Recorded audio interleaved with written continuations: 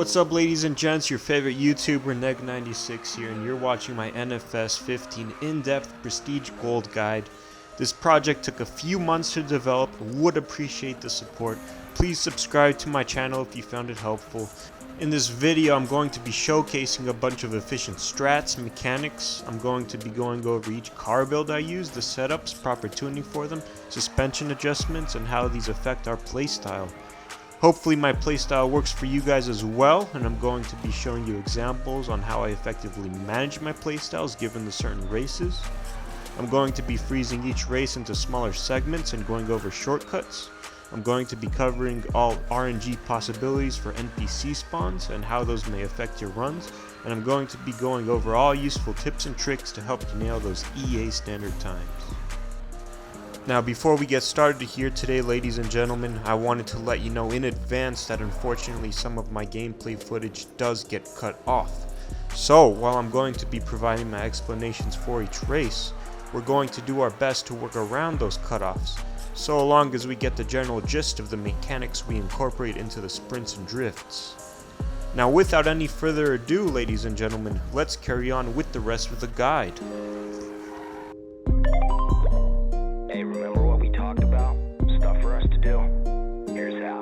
Once the base game is completed, the player will be called by Travis, which then unlocks the Prestige mode as a cell phone app. Players will then have the option to toggle Prestige mode markers in free roam through the app. Prestige mode is a new addition added to challenge players to the brink of their gameplay. Various races seen in the base campaign have been increased in difficulty, and each race now includes bronze, silver, and gold standards set by EA, which factors drift score for drift events and time for sprints. This mode includes 8 events added in each color category, which includes Spike Green, Manu Yellow, Amy Purple, Robyn Blue, and Travis Red, along with the 41st event, which is the finale. Upon completing each event, players now have the option of fast travel and retry the event. This is a very useful mechanic when taking on your stack of personal best times. Over the course of this guide, I'll be showcasing my car builds. Let's start with the control build that helped me through the majority of sprints. The primary car I use for all sprints is the 911 Carrera RSR 1973 model, as it is the car with the best acceleration and top speed statistics in the game. Do note that the upgraded stock RSR outperforms any other RSR won from pink slip races. The reason I call this particular build my control build is because I prioritize traction over slip, and a decent amount of braking needs to be done in drift segments. This build is ideal for players who want to maximize control over their car. Players also have the option to modify the suspension of their car. While suspension does not play a significant role in handling, it is useful when working with the area of your car. Very similar to player hitboxes, we can modify how the look affects our playstyle. Since my RSR is a rear wheel drive, I prefer having a wider stance and a more narrow front. My suspension is the same for all the different builds I'll be showcasing. In addition to the RSR, the Beck's Customs F132 is a great supplementary sprints vehicle that can be more useful for tracks that tend to have more curved roads and rely less on accrued top speed. While the F132 cannot be modified, it has a good enough acceleration and top speed to complete a variety of gold standard races. Using the control build of the RSR, let's jump straight into the first course of spike events. If you would like to see the full Spike playlist without freezes, commentary, and all other modifications, click on this link here on the top of the screen.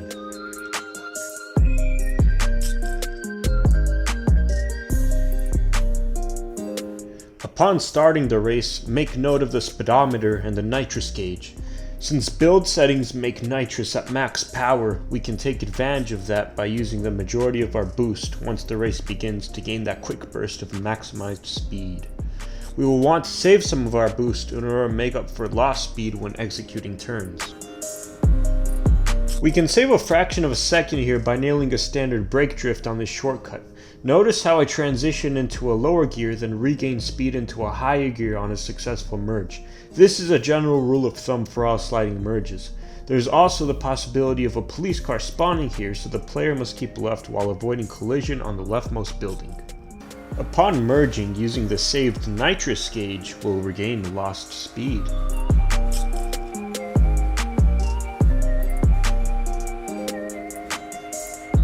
The key takeaway for this segment here is doing short standard brake and drift bursts to minimize the time spent on drift merges. Keep your top speed in mind. You don't want to crash to the point where your meter falls below gear 5. We want to keep this rule in mind when chaining the two turns.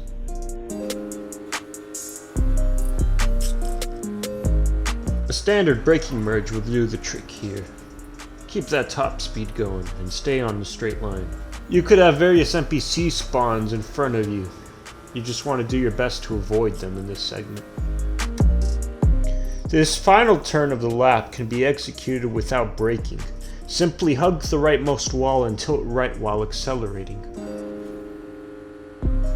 With lap 1 completed, we need to bear the previous rules in mind while doing a rinse and repeat on lap 2.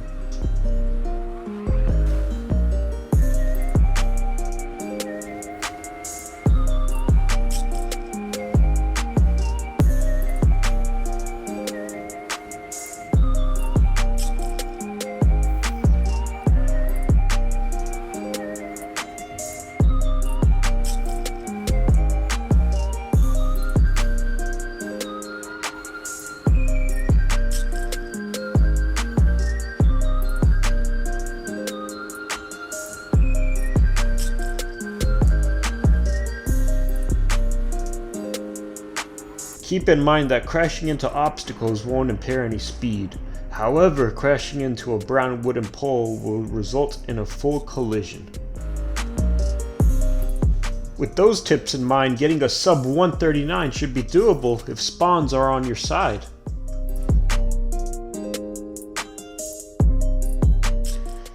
The next race will have tighter turns that need to be executed and can actually be done so without ever getting rid of the throttle using the F132. The F132 has far more control in tracks like these, making it more advantageous in the long run. A handbrake drift rarely needs to be executed with the F132, and it can do most turns at full speed without ever having to do braked drifts.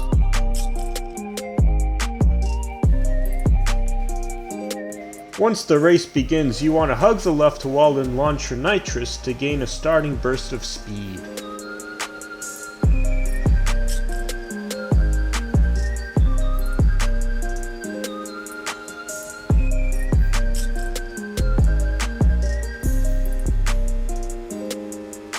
As you come up in this double fork segment, be aware of NPC spawns taking place in the oncoming and incoming lanes. You want to continue building up your top speed while avoiding them left and right. If possible, identify which lane happens to be more congested with spawns ahead of time and use the other lane accordingly. As you're getting ready for the turn coming ahead, you can sway a little to the right in order to set yourself up for merging and hugging the left wall while going on the ramp. You do not want to brake or release the throttle while doing this turn.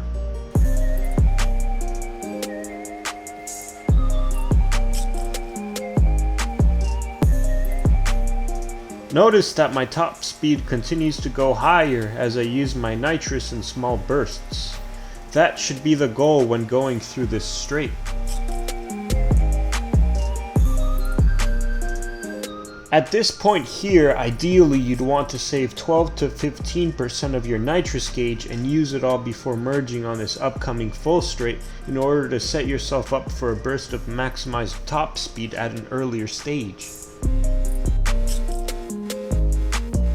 Once we're on this road, we can continue on at top speed without interruptions. These next upcoming turns make or break your entire run.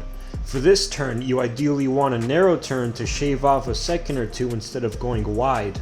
This turn can be done in one of two ways. You can choose to pump your brakes and slow down earlier, then execute a standard brake drift.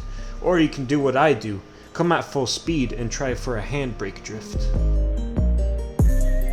Once that's out of the way, this next turn can be done by turning into the curve, then following up with a standard brake drift while holding the drift for the entirety of the turn. Keep your top speed in mind. The goal of these drifts is to keep a solid top speed and regain lost speed with our nitrous gauge.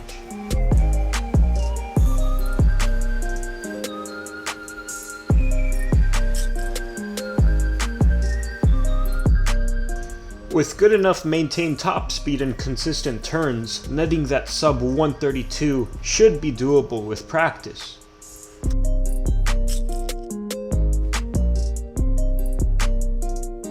Coming up on Spike 3, we'll be introduced with quite a few turns and merges that need to be pulled off well. The RSR is my vehicle of choice because we have quite a few segments in this race that depend on higher top speed with fewer corners to navigate.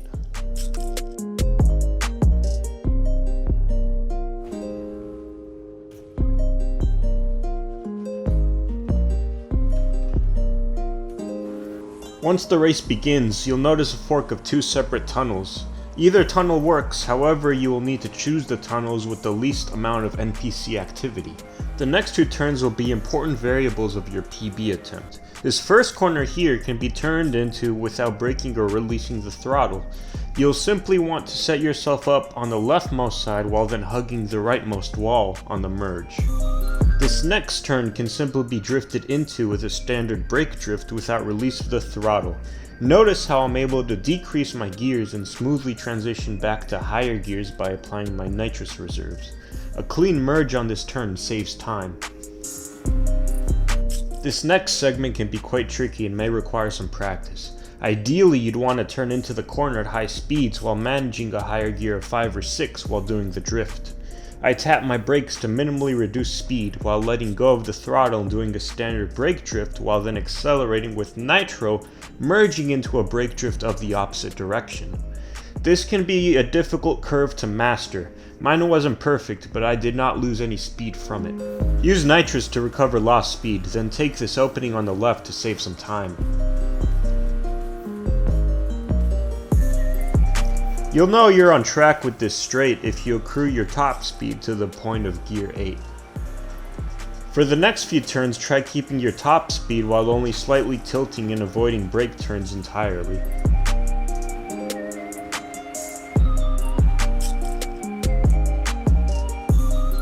You'll want to finally brake your gear 8 on this turn while trying to hug the leftmost wall during your drift. A handbrake drift will be needed on here, and a smooth merge will give you an immediate launch into top speed for the increased time save. You can dip into gear 3 so long as you are able to transition back into gears 4 to 5 within a few seconds. This last turn will be the final variable for your PB.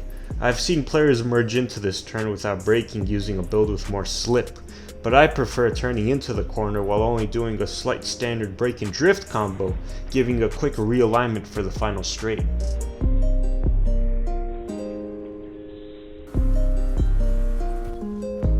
You don't have to worry about NPC spawns too much for this race.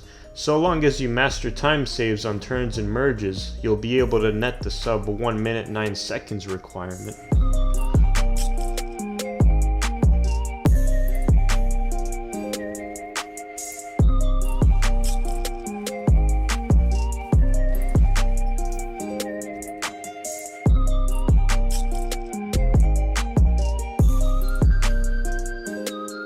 This next spike race isn't as demanding with time since there are shortcuts that provide big time saves.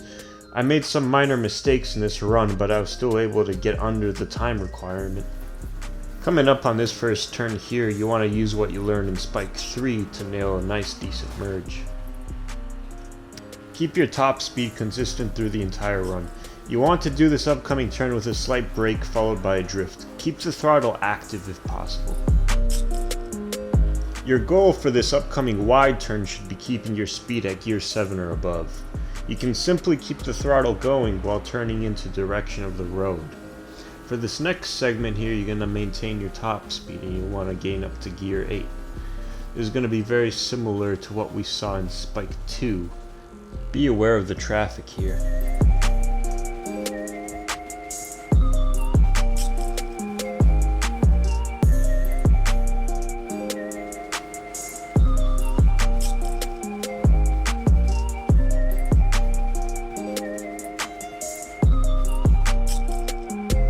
This upcoming round turn can be tricky to nail. Your maneuvers may be affected by RNG spawn chance, as I had the van spawn in front of me. You could slow down a bit coming into the turn, or you could take your chances going fast and merging into a handbrake drift. If you slow down a bit, you'll be able to turn your RSR more easily, while also keeping a consistent drift without pause. Keep the left wall in mind as you need to go into the right gap.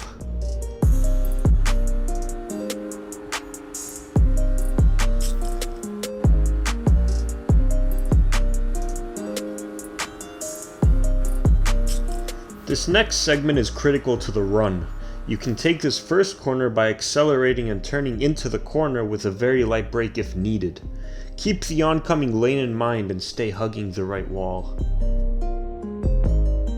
After that bit, you can execute a light standard drift, then go into the smooth flooring followed by a standard brake drift going left in the 30 out of 41 checkpoint. If done properly, this shortcut here will save you a great deal of time.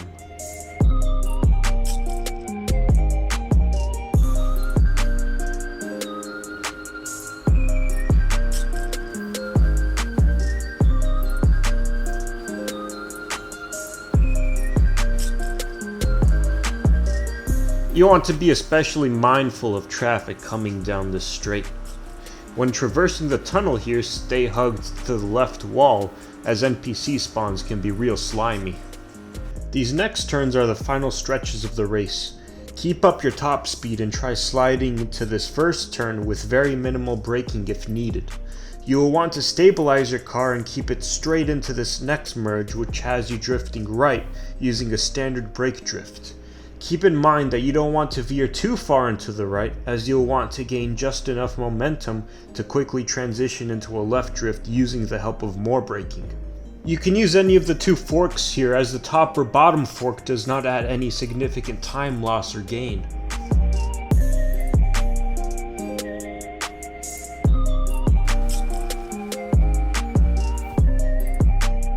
The biggest issues for this race are nailing decent NPC spawns and precisely executing the main shortcut I highlighted earlier.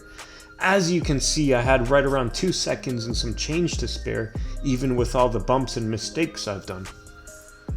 The next race will showcase my slip build. This is the only time I changed the build for my RSR in the Spike series. This build primarily revolves around having a bit of control with a large loss in traction when taking on races. I'll show you an example of what I mean in Spike 5. I made this build specifically for Spike 5 and Robyn 3 because I could not beat the gold times with the basic control build I use. Turns, braking, and drifting actually takes a huge toll in time and can cost you seconds in the race. This build here makes it so that players rarely need to brake in order to pull off clean drifts and merges. This of course makes the handling of the vehicle incredibly difficult to manage and causes a decent learning curve for the player.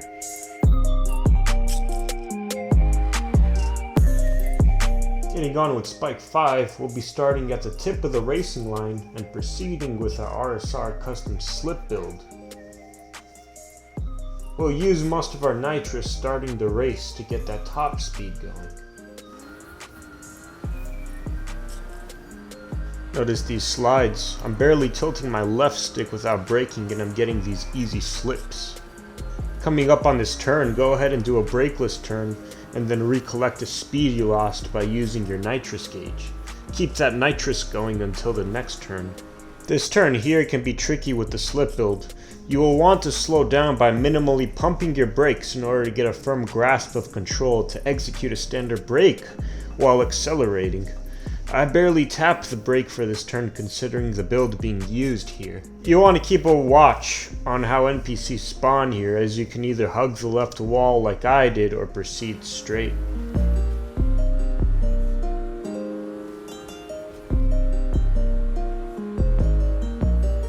This upcoming turn will be a hard bank to the left.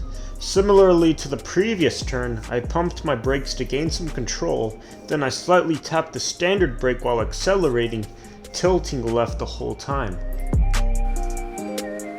The second turn of the segment is quite easy to pull off and requires no slowing down. Simply tap the brakes slightly while then going right and keeping the throttle held down. The RSR should have a real narrow drift, merging into this next straight with a good time save.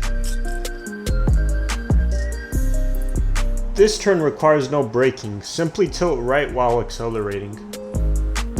Just like the previous turn before the last one, you can slightly brake into this turn while executing a narrow drift. Keep up that top speed using nitro. Coming up on this shortcut, merge into the brakeable barrier and realign your RSR to exit and keep straight on the upcoming road. There tends to be a racer NPC with a silver car that tends to spawn around this area. Be on the lookout for him as he can break your run. The chance of his spawn is very high and he can spawn anywhere around the shortcut. Keep up your speed while going on this straight and avoid any collision with NPC vehicles. When going on this turn, bank right using a slight standard brake and keep firm on the throttle. Do your best to adapt to oncoming traffic. I got unlucky here and had a transport van come my way. These next few upcoming sections can be turned into without the need of braking. It's pivotal that you raise your top speed at this point, as we will be needing it for the upcoming curve straight. When merged on this straight, keep using as much nitrous as you can to build up top speed. This turn here can definitely make or break your run, and is quite tricky to pull off when transitioning from a top speed of gear 7. Ideally, you'd want to slightly go to the right in order to set yourself up for a drift that turns narrow throughout the curve instead of going wide like I did here. I pumped the brake a few more times to regain some control, then I inputted a slight tap of the standard brake while keeping firm on the throttle and aiming right, 9 and 10 o'clock. You'll want a clean drift here in order to merge into a greater gear with minimal time loss for the final curve into the finish line. I forcefully braked then drifted here due to the lack of high speed. Try to drift all the way into the finish line without colliding into the sidewall as I did here. Luckily I had a few seconds to spare. I found this course to be among one of the hardest 3 in the entire challenge stack. The time EA set for this race is tight and the RNG of NPC spawn chances don't help. You'll want to master your transitions and build up your adaptability to NPC spawns when going for this one. With the hardest spike event out of the way, we can now focus on the less demanding sprints. Coming up on spike 6, I revert back to my control build on the RSR. I like prioritizing handling in this race as there's a lot of narrow straights we're gonna have to tackle. Starting the race, we're gonna get an immediate jump into top speed by engaging majority nitrous. These first few turns can simply be slid into with little to no braking at all thanks to our currently accrued top speed. It's at this point we want to accumulate and maintain our top speed set in gear 8. We can get throughout this next segment with minimal to no braking, as these will all be narrow turns we'll be taking. If you find yourself swaying too far to the right when heading through one of the narrow curves, you will want to apply just the right bit of braking to preserve your gear 8, as well as gain enough control to get back on course. So in essence, a good guideline for this race is keeping gear 8 until at least checkpoint 18 out of 30. This next segment I'll be demonstrating is also pivotal to the run. Apply a minimal standard brake along with a turn that does not lead into a sharp drift. If you can manage doing this without also bumping into the wall, you can drop a quick nitrous and gain some top speed for a quick merge into this wider turn heading left. Just as I mentioned earlier in Spike 1, the trick to this turn here is to come in without spending a whole lot of time drifting into the merge. If you can nail a sharper drift with no significant loss in speed, you'll have a great time save. I'll be showcasing this strat on more of the upcoming races that uses this turn here. Coming up on the segment leading into checkpoint 22 out of 30 and up, we'll have 2 forks we can work with, the incoming and oncoming lanes.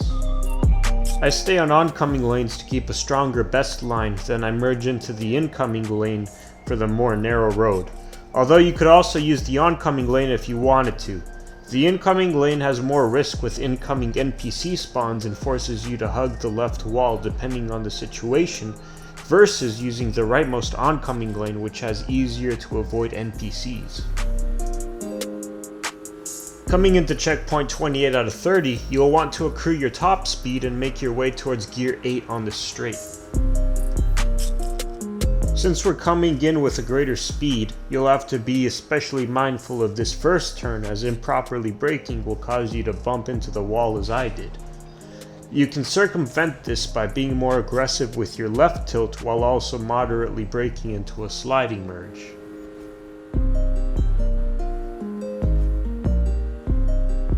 Now that all the strategies are out of the way for Spike 6, use what you've learned in the first lap so far for a clean rinse and repeat into the second lap.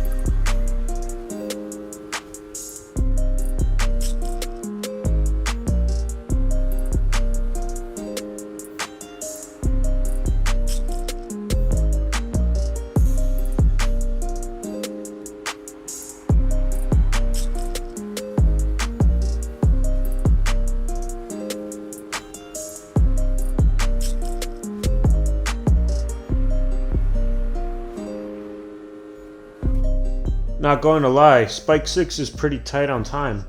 You'll want to focus on preserving those high gears into the narrow straight segments, and you'll want clean passes in those NPC congested forks.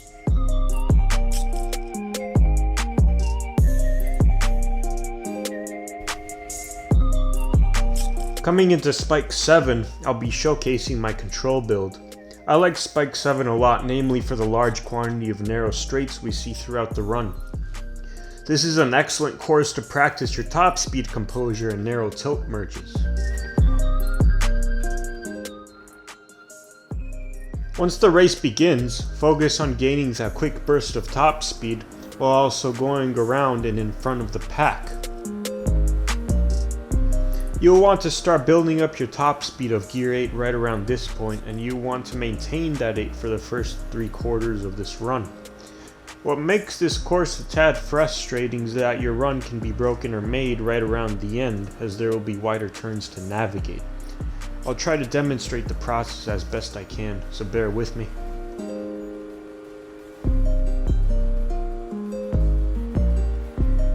Be mindful of NPCs coming down the incoming lane, as they can easily break your speed. When drifting this corner, be sure to compensate your speed loss with whatever you have available in your nitrous reserves. A key reminder and very important factor in this run is that you want to also build up your nitrous gauge earlier on. Using nitrous while on gear 8 is unnecessary and unrecommended. You'll want to save your boosts for when you slow down.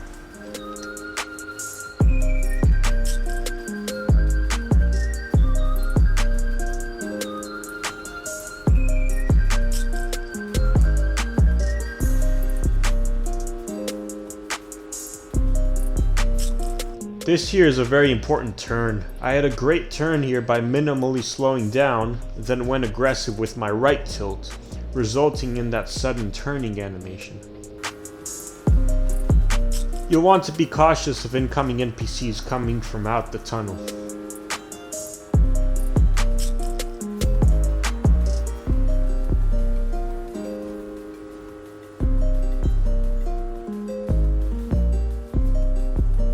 This turn is a huge decider of your run. You'll want to stay hugging the left wall to avoid oncoming NPCs. To regain control from a high top speed, I pumped my brakes 3 to 4 times, then merged into a drift heading right by holding the throttle and holding the standard brake for 2 seconds. Focus on merging back on the straight in full control, then continue regaining a lost speed with your nitrous reserve. Provided you correctly execute that turn, all that's left is to continue onto the straight without veering too far left or right into walls.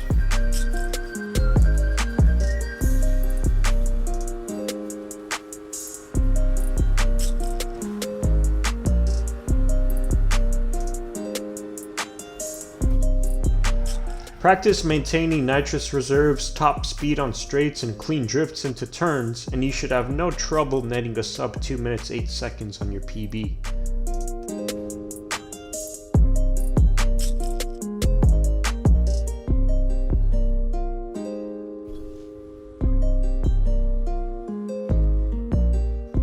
Up next is the final spike event, which I'm going to take on with the F132 due to the high amount of curved roads and lesser reliance on straights. Starting up the race, you'll want to gain an immediate lead in front of the pack. This here is RNG based due to the spawns, so keep restarting until you nail a solid lead with little to no time lost. Due to the lower acceleration and higher control we have on the F132, we won't have to execute the majority of the curves in this track with a handbrake. I navigate almost all the sharp curves in Spike 8 by veering into the side I want to drift, while remaining hold of the throttle and only holding the brake for 1 to 2 seconds until I get the desired angle of my drift. The more narrow the drift, the faster the transition. Keep a watchful eye on my speedometer dips. You'll want to play similarly. The key is not to have too much reliance on your drift to where you lose a lot of speed, but rather to the point where you can have an efficient sliding turn with a quick straight transition.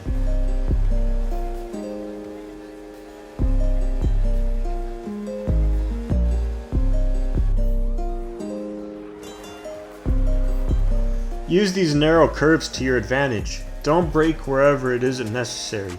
With the F132, we can get through many narrow and semi-wide turns without braking, making it the vehicle of choice for this run.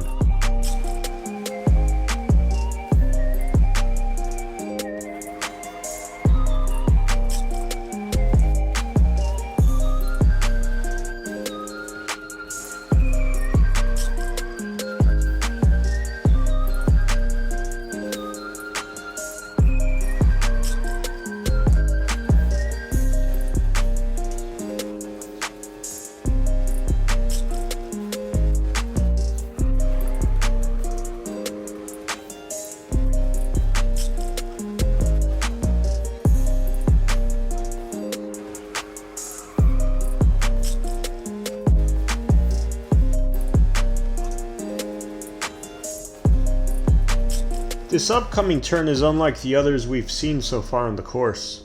Notice that it's a curve followed by a straight road. Due to the narrow nature of this segment, I lightly use my handbrake for a quicker reposition to the straight.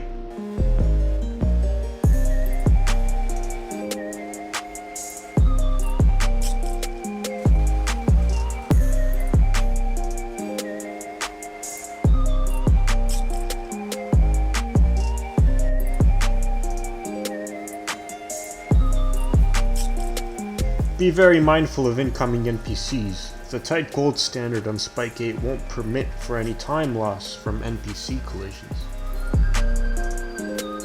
The rest of the curved turns in this race are self-explanatory.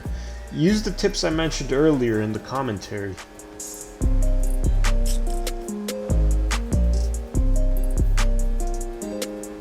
Success in Spike 8 isn't as bad as the other Spike challenges. While it may be longer in length, the course itself has little NPC interference and mostly relies on your ability to nail solid drifts. With enough attempts, you should get it.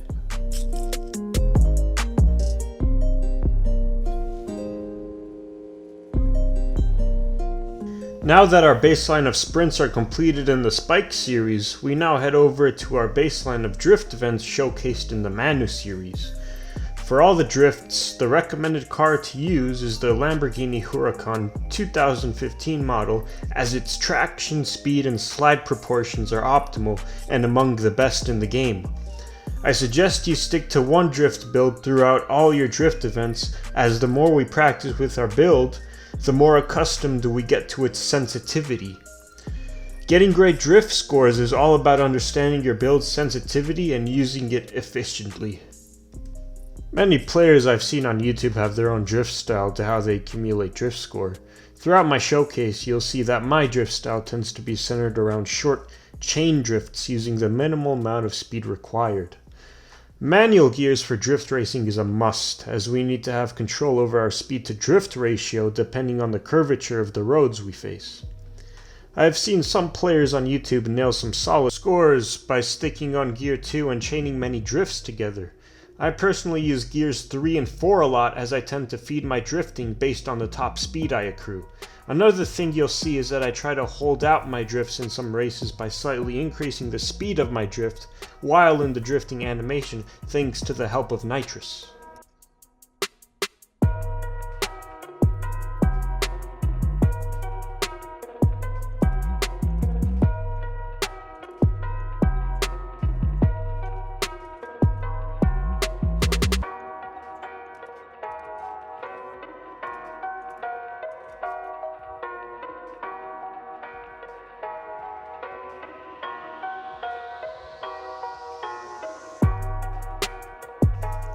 I actually used plus grade grip tires for all my drift events. The lower quality of grip tires allows for a good amount of traction with some good leeway for slip as well. If you want more control on your drifts, definitely go for a lower grade grip or drift tire depending on how much slip you want. If you want the most slip and least control, the extreme grade drift tires are your go-tos.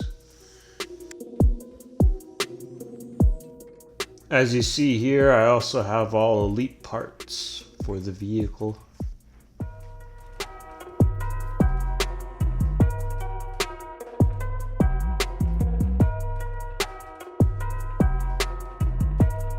Coming into the first drift event of the stack, we find ourselves taking on a drift contest. This type of event does not add multipliers of any sort to your drifts, and you may be in any position in the pack while put in a time trial type challenge. If you wish to see my full Manu series showcase without commentary or interruptions, click on the link above. For Manu 1, we can't take the lead in the pack right away, so I suggest staying behind and start off by accumulating some drift score. Be mindful that every drift opportunity I showcase in drift events are incredibly pivotal to the final outcome. You cannot afford to miss out on important curves when going for the gold standard. When taking on this segment here, take advantage of the open spacing available on both the left and right sides of the road. You can extend your drift chain even further with minimal NPC interference. We must take advantage of the longer drifts, as those will maximize drift score. The best way to take on these longer drifts is by accruing a high enough top speed. Notice how I use gear 3 on this race, then immediately shifting by either using a standard brake or a hand brake, depending on the slip settings of your build. You will want to allocate the more narrow turns to handbrake drifts and the wider turns to standard brake drifts. Another advanced mechanic you could use in drift events that acts as a countermeasure to minor collisions is by extending out your drift chain even after bumping into a rival NPC. Keep in mind that your currently accrued drift score will not get nullified from minor collisions in NPCs, however, it will get nullified if you bump into the environment.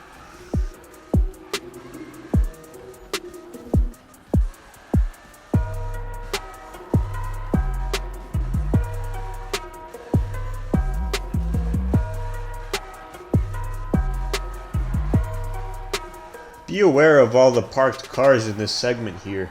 You will want to do your best to do short drifts around them to continue building your score. Police spawns are incredibly random and they may break your run. Luckily, I had a high enough score to afford the time loss here.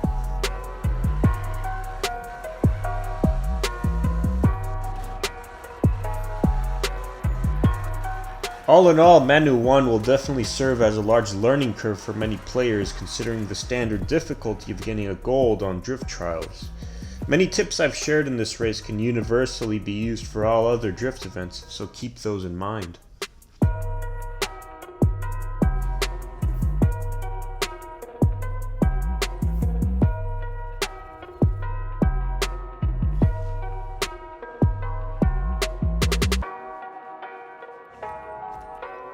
Up next is Manu 2. While this course may seem daunting at first with the 750,000 score requirement, the longer course gives us substantial curves to boost our score. Starting the race, you immediately want to boost and try to secure first position in the pack. You will have to maintain first position for the majority of the race, as the ruling of togue events give a max multiplier the higher position you, as the player, maintains in the pack.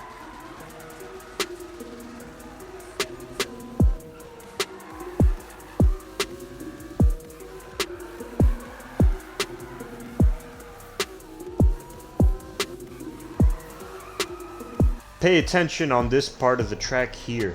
You will want to make up for the time difference by taking advantage of the straight and raising up your max speed from gear 3 to gears 4 and 5.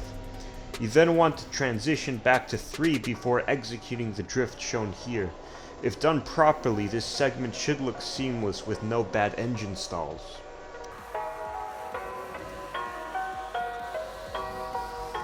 This whole segment will have various straight roads you'll want to use gear 4 in. Keep the same rule in mind. Be sure to switch back to gear 3 moments before executing a wider drift. Notice these two gear 4 narrow drifts grant us nearly 40,000 points.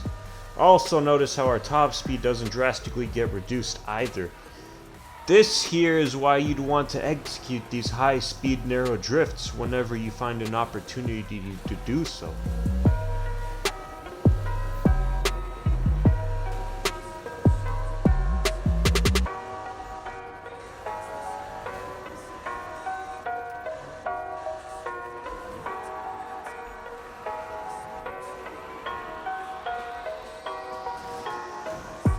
You'll notice that a lot of curves in Manu 2 seem pretty cookie cutter.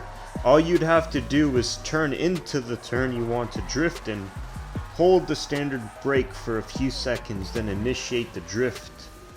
The same can be said for narrow and more wide turns respectively. If you take a look, I keep a top speed of gear 3 as it has just the right amount of acceleration to nail solid curves on repeat.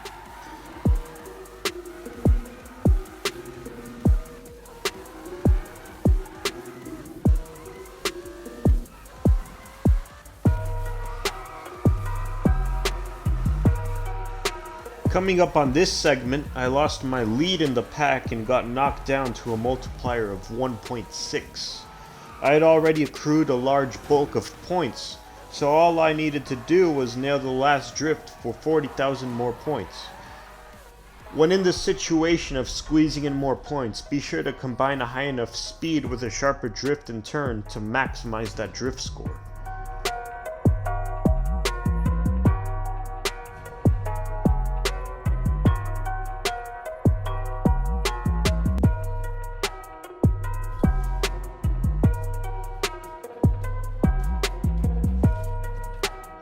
Up next, we have our first drift trial event shown in Manu 3.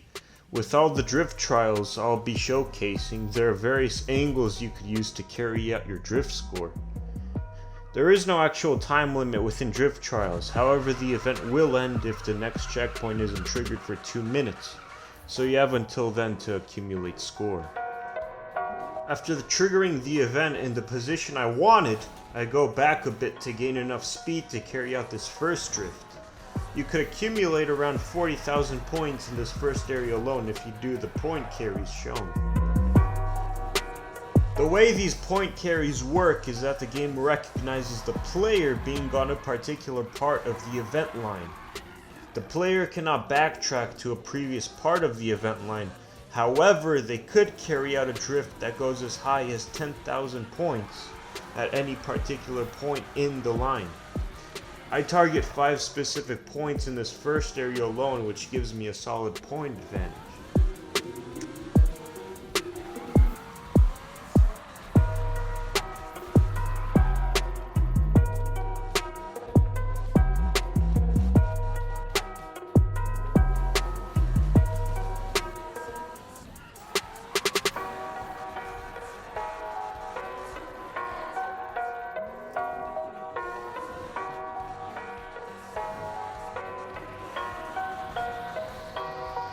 During this tight segment, I'll be keeping a top speed of gear 2.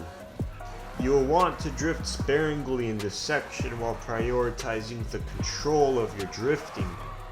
The biggest enemy you'll have here is bumping into the side railings and losing your drift chain as a result.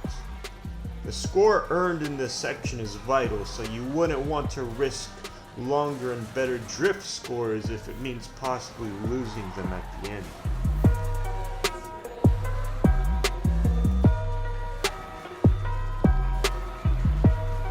Depending on the curvature of the road, I go wider or more narrow on my drifting. Due to a lack of high speed, I use my standard brake as well as my handbrake when drifting in this part so I can gain quick turns.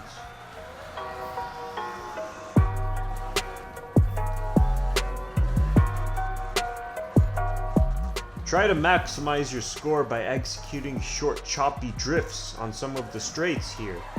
If aimed correctly, you can chain narrow drifts.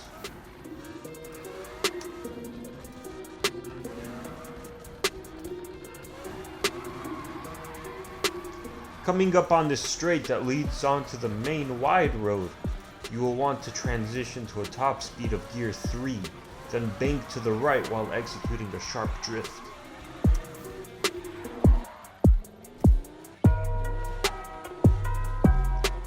Here we can take on two angles for carried out score.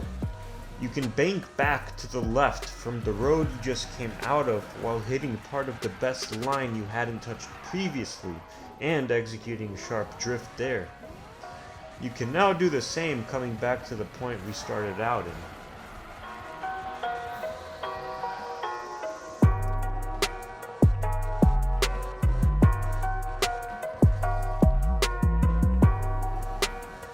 Now we are going to drift into this upcoming fork while hugging the leftmost wall of the road. We can stay on the left so we can set ourselves up for two more carried out score opportunities coming into the fork.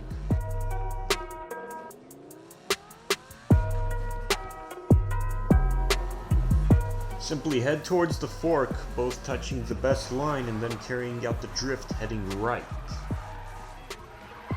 Then simply repeat for the other side.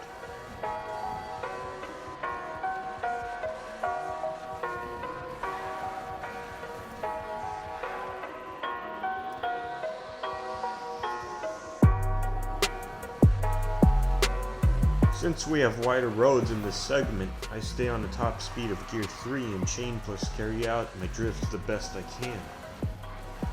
Be mindful of your speed here. You don't want to slow down to the point where your drift score will suffer. Keep a high enough speed and use your handbrake sparingly in order to avoid speed loss.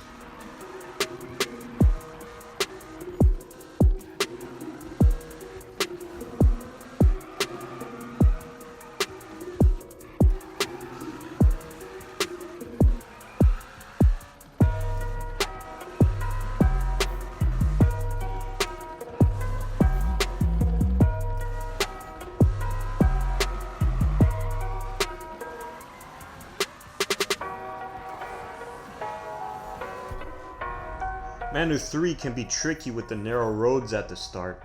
Thankfully, we can abuse the system to our benefit and gain maximized score.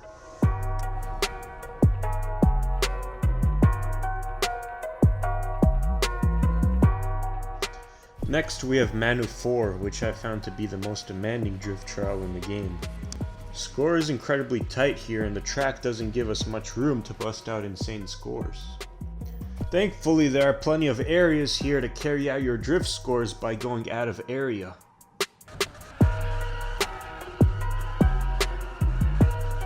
Once the event begins, I immediately reverse and get a good enough distance to accrue a decent top speed in gear 3.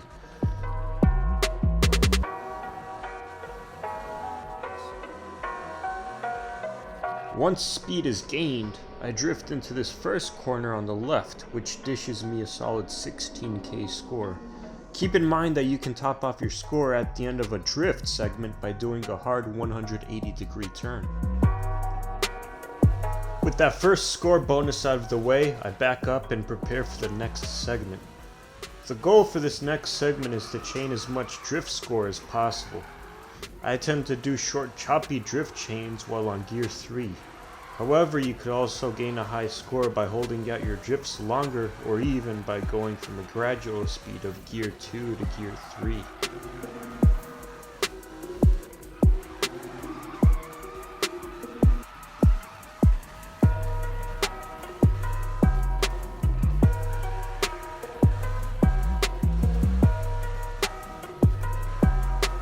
I top off this drift here with the 180-degree hard turn. Now we come to the point where we take on our first triangle structure.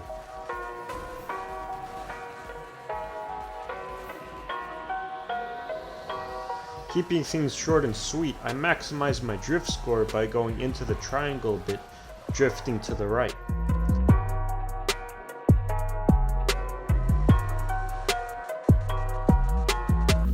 From this position I back up a bit, then I go into the triangle with the intention of nailing the harder drift where I hadn't yet touched the best line.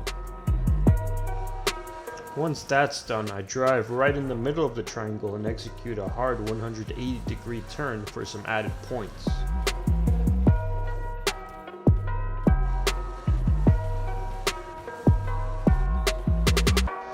I now go into the triangle and drift the other way, opposite of the track's intended course. We will rinse and repeat this method for all triangles we encounter in this course. Take note of my score coming up to this point in the map. You'll want a similar range. A bit of score can be accrued in this next segment. Score can be maximized here the smoother the drift is nailed, along with higher the top speed on Gear 3. I don't exceed this line here as I want to carry out my score by drifting into the parking lot.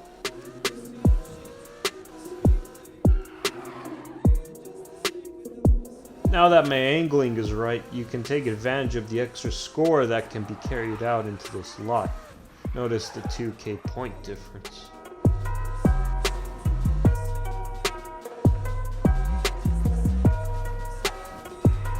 My clip did get cut off here, but you can drift left, then immediately transition into a right drift to carry out your score even more.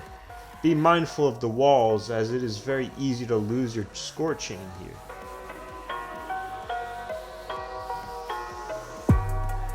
Now that those angles are finished, I close off this section here by proceeding along to the remainder of the track.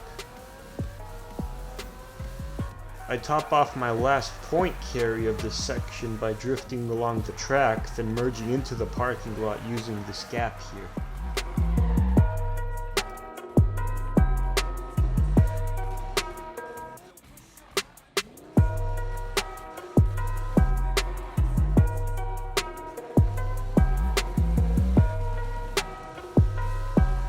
Do your best to gain a good score using the more narrow drifts here. Now we come along to the next triangle structure in the course over here. The same methods will be used as shown previously. As a reminder, always be mindful of the time you have left to reach the next checkpoint, as you may accidentally end the race if you take too long. Once again, I'm topping off the hard 180-degree turns for added score.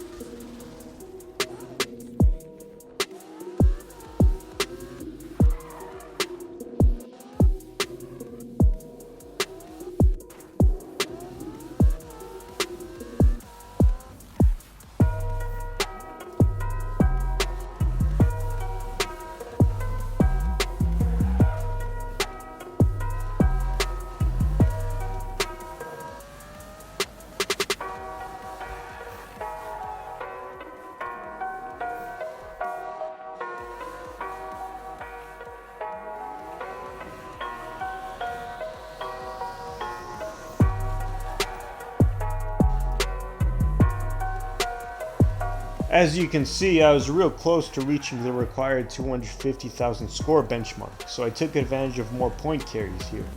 While coming along this final straight, you should accrue a high top speed to nail a 180-degree turn to dish out those last points. You may only do this for a total of 3 times, or else the event will prematurely end due to the final checkpoint not being activated in time.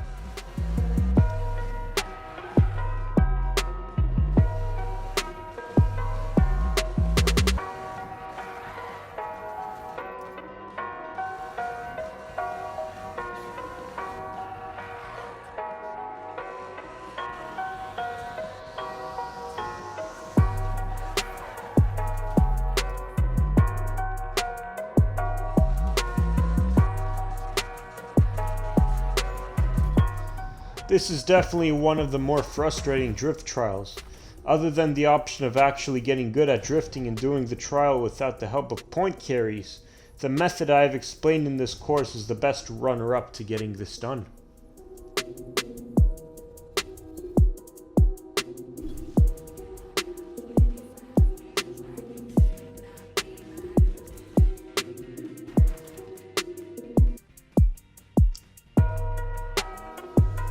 Manu 5 is a bit of a monster. I found it to be in the top 3 of the most difficult drift events to pull off in the stack. Starting off in the race, you want to nitrous for a quick burst of speed and follow along in an immediate drift. Time is critical in this event as we are extremely limited on it. Since this is a drift contest, we don't have to worry about taking lead for points. However, I use this narrow road here to take lead so I can continue on with the rest of the track with whichever pace I desire to use without the possibility of being interrupted by rival NPCs.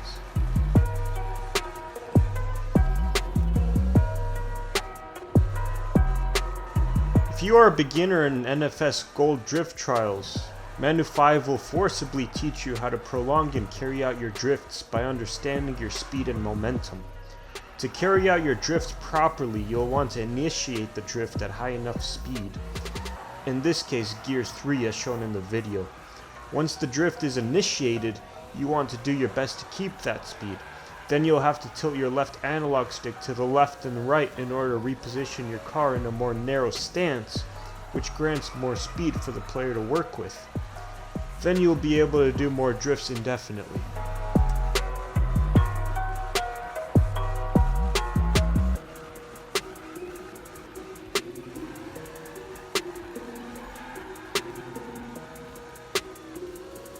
Since this narrow road is less congested, we can use it to our advantage in lap 2. Be sure to keep a top speed of gear 4 and work on executing some high speed narrow drifts on here to keep your distance from the rest of the pack.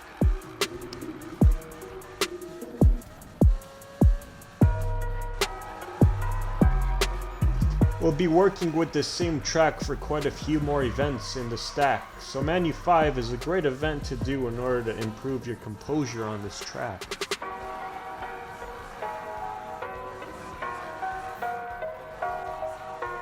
Keep up the series of drift chains as shown. You never want to miss an opportunity to extend your score, or else you'll fall off pace with the gold standard.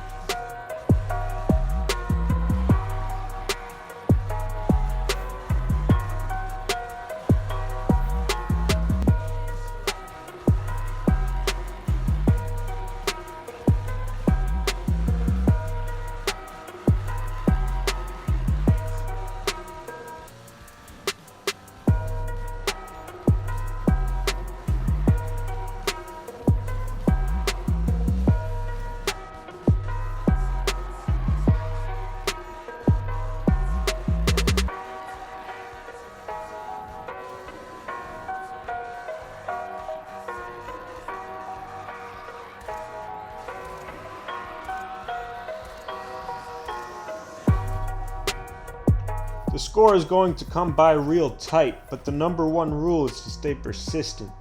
This can be a difficult course to master, but with enough practice it can be done.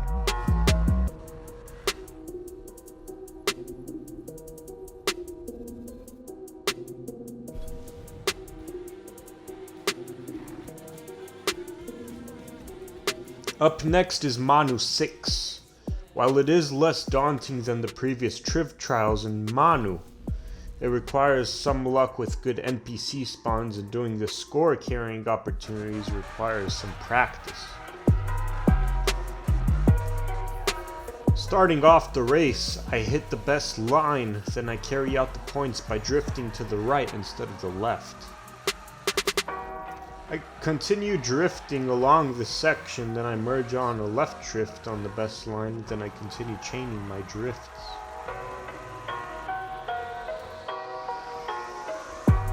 I use the rightmost gap as it allows me to come in with a wider drift. The drift can be extended and carried to the left if desired. Make sure to gain enough speed when taking on this round turn here. You will want to carry your drift while on the bend, then you will want to carry out your score by drifting right when you see the next opening for a maximized score. With that out of the way, you want to be nearing the 100,000 score benchmark here. Since curves and the road is smaller, Gear 2 is the preferred top speed to take on in this segment here.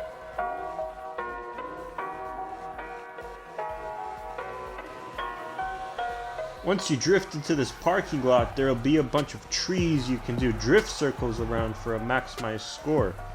Be sure to nail a bit of the best line, then proceed to carry out the score by drifting right and around the tree of choice.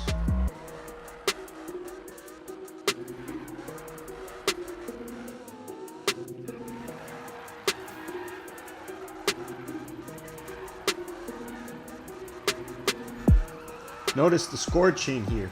Drifting around each tree can yield anywhere around 5,000 points. Be mindful not to bump into the walls or actual tree structures, as that will cancel your chain.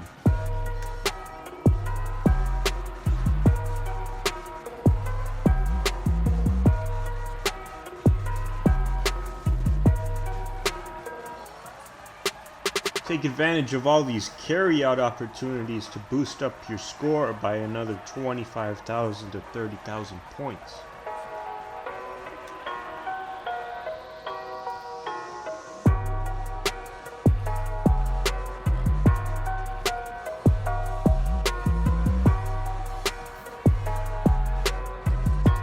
At this point, we'll be doing another carry-out by drifting to the left and taking this road down so we can have a nice top speed for the next drift segment.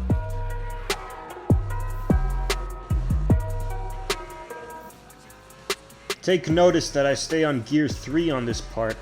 After doing the first drift, you can try to carry out the score by continuing the drift leading to the right as I tried, or you can simply chain into a left drift and continue along the best line. I backed up to gain some speed here for the next part.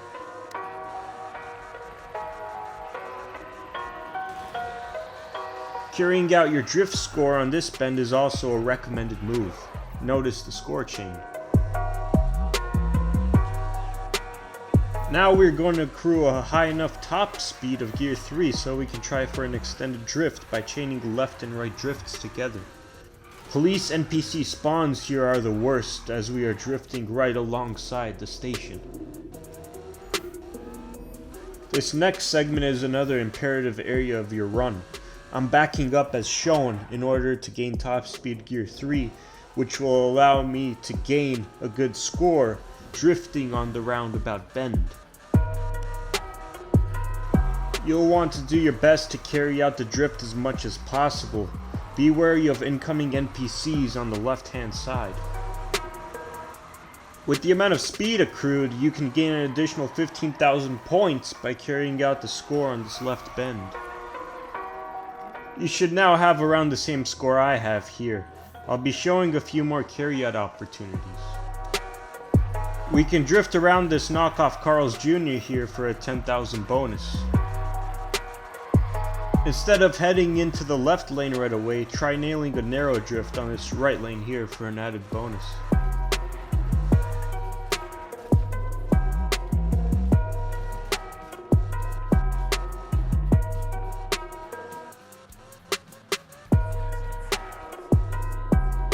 Now we can execute the last carry out by touching the best line and drifting into the plaza on the left.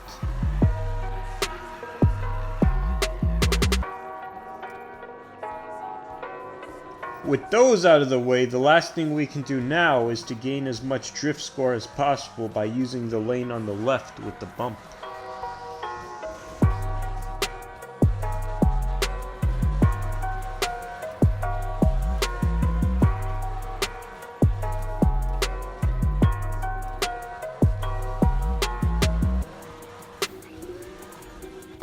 Manu 6 takes a bit of practice to pull off.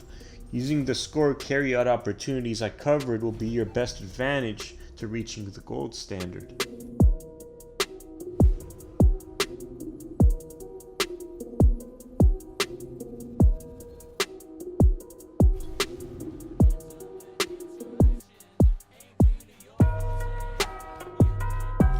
Manu 7 is the first and only sprint event in the series. Here I'll be using my RSR with the control style tuning. If you want a reminder of what my control build is, check out the tuning I covered before Spike 1 in the video. This course is known to have small, tight, and tricky curved segments. Thankfully there are no rival NPCs to outrace. However, there will be regular NPC spawns you'll have to take note of. You'll want to keep your speed up to gears 4 and 5 throughout the straights and keep note of the tips I mentioned before in the Spike series. You don't want to stall out your drift animations for too long so you can save fractions of some seconds. Accrue top speed here and stay straight. You want to be extremely cautious of the side obstacles which can void your attempt. Coming up on this multi-curved segment, you want to decrease your speed and focus on the control of your drifts. It can be quite easy to accidentally sway to the other side or mess up your drift here, so practice taking these curves with gears 2 and 3 while taking on the small straights with gear 4. All drifting I do here is done with standard braking and a firm press on the throttle.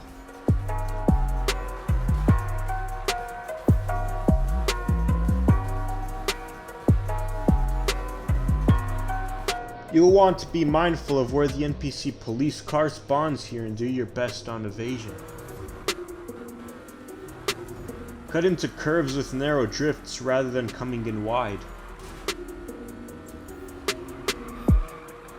In this segment I cut across the parking lot. If you notice, I trigger the first checkpoint, then I go straight and turn into this next following checkpoint. Afterwards I drift the other way to realign my RSR. Using this shortcut saves time.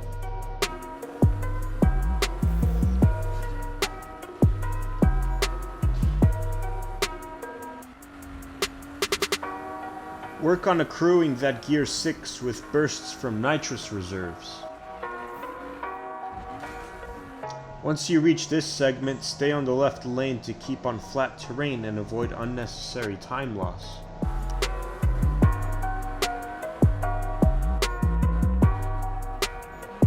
When taking on these bends, use your standard brake minimally.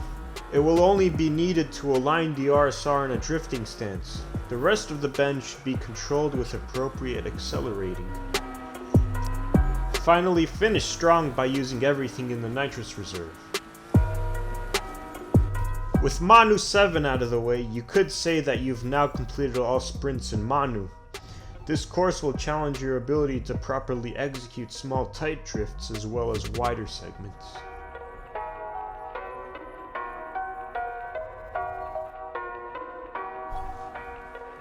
Up next we have Manu 8, which is a complete monster.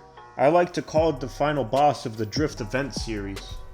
This event here will challenge everything you have learned so far, so I recommend saving it for last. Time-wise, the track isn't so tight. What makes this event demanding is the total score we must accrue. Starting off, I launch right into gear 3 and I immediately start doing small chain combos. These wider bends must be carried out and chained afterwards if possible. This is where our beginning score comes into play.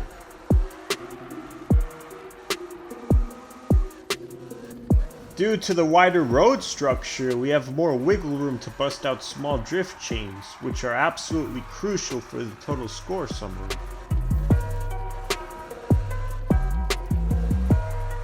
Notice I like using gear 3 throughout this segment. By the time you reach checkpoint 5, you want to be in the 95,000 plus score range. A key reminder is that you always want to keep a good top speed, as drifting from a high top speed will result in a greater score. If you find yourself colliding on the wall or slowing down, it is best if you work your way back up to gears 2 or 3, then resume your drift chains shortly afterwards. The road does tend to get a bit narrow in this segment, so you'll want to adapt your drift style and work on getting small narrow drift chains with a high top speed of gear 3.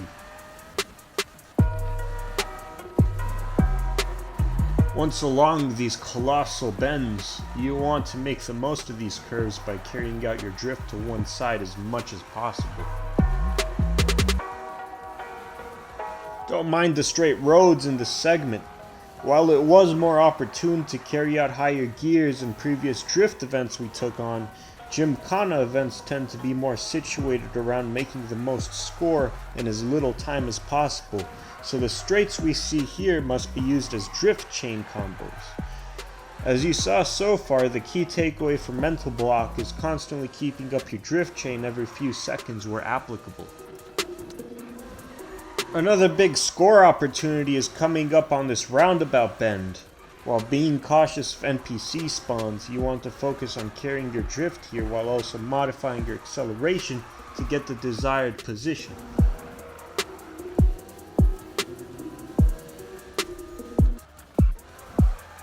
At this point here, you want to work on building that top speed and keep getting in your narrow drift chains up until we hit the major checkpoint, which would be at 22 out of 90. We've got some large bends we have to take advantage of here, so you must carry out and extend your drifts.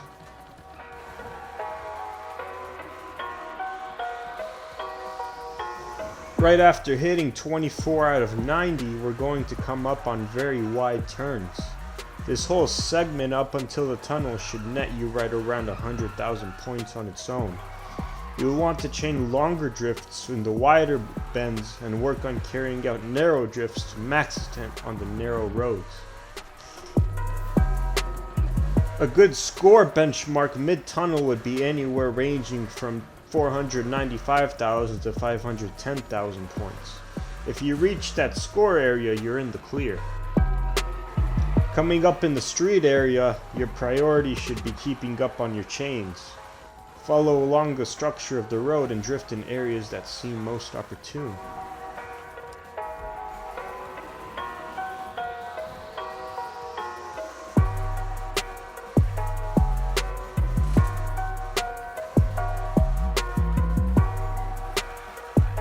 You could nail a total of right around 100,000 points in this first street segment alone, taking advantage of the wide roads. Be mindful of the train and the wall just to the left of it. If drifting, this can completely mess up your run.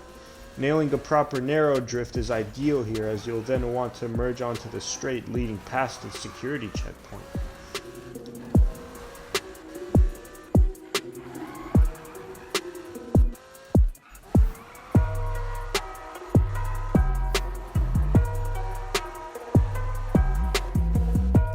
If you're coming into this cargo bay area with a score range of around 630,000 plus, then you're in the clear.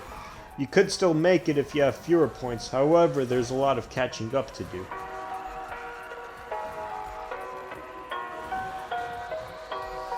Be mindful of this cement wall merging into the freeway. It could mess up a nice drift chain. You'll want to come in on the right with a slower drift and chain your drift in the freeway with a gradual increase of speed while avoiding the NPCs. The entirety of the road can be used here to your advantage, so be sure to come into the best line, drifting as wide as possible.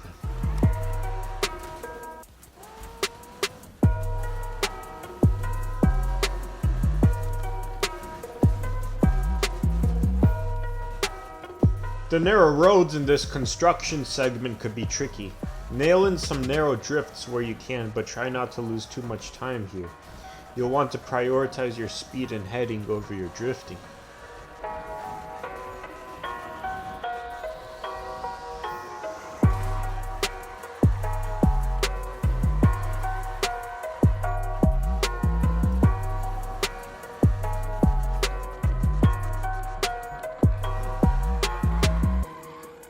Coming up on this small roundabout, you want to make your way towards the 800,000 score benchmark.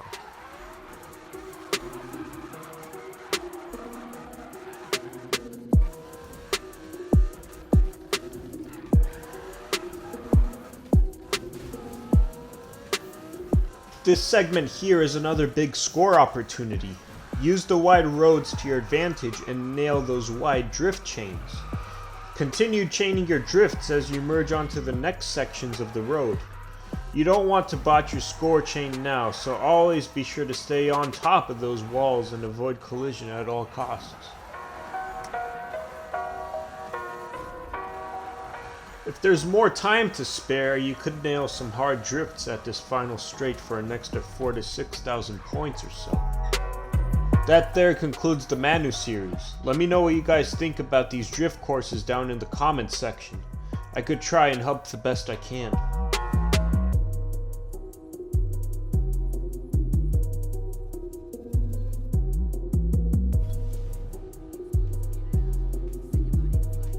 Up next is the Amy series, starting with Amy 1. We're diving into the first event with the RSR using the control type build that's showcased in the Spike series. If you prefer to watch the Amy series without commentary or cuts, click the link above. You'll notice similarities in this track as seen in Spike 6, Maniac or Master. We'll be using similar strategies throughout this event. Once the course starts, boost up that top speed right away with nitrous. You want to obtain a quick Gear 5 and make your way to a gradual build-up with Gear 6. Try applying minimal braking on this first turn to avoid the time loss spent on a carry drift animation. When going on this fork here, use what you picked up on Spike 6. I go into the incoming lane, then I head over to the oncoming lane as it is less congested with NPC spawns and serves less risk. Notice my top speed of Gear 8. Just like in Spike 6, you want to maintain this top speed as it is the highest gear and is the most optimal for this straight.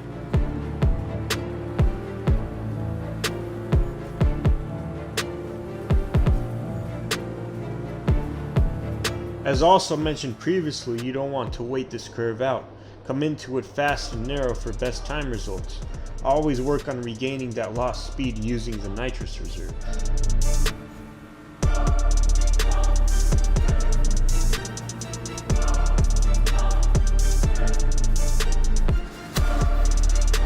Coming up on this bend, be very mindful of the wooden poles. Colliding into these instantly totals your ride. You want to have some nitrous reserve accrued in your gauge. After recovering your drift, you will want to realign your RSR as quickly as possible while making up that lost speed respectively. From here on out, it's a dead straight. If you can accrue a high enough top speed early on and maintain it until the finish line, you will maximize your time save. Amy 1 is demanding and brings a strong challenge coming into the Amy series. You should have no issues tackling on the sprints in the series if you manage to run all of Spike already.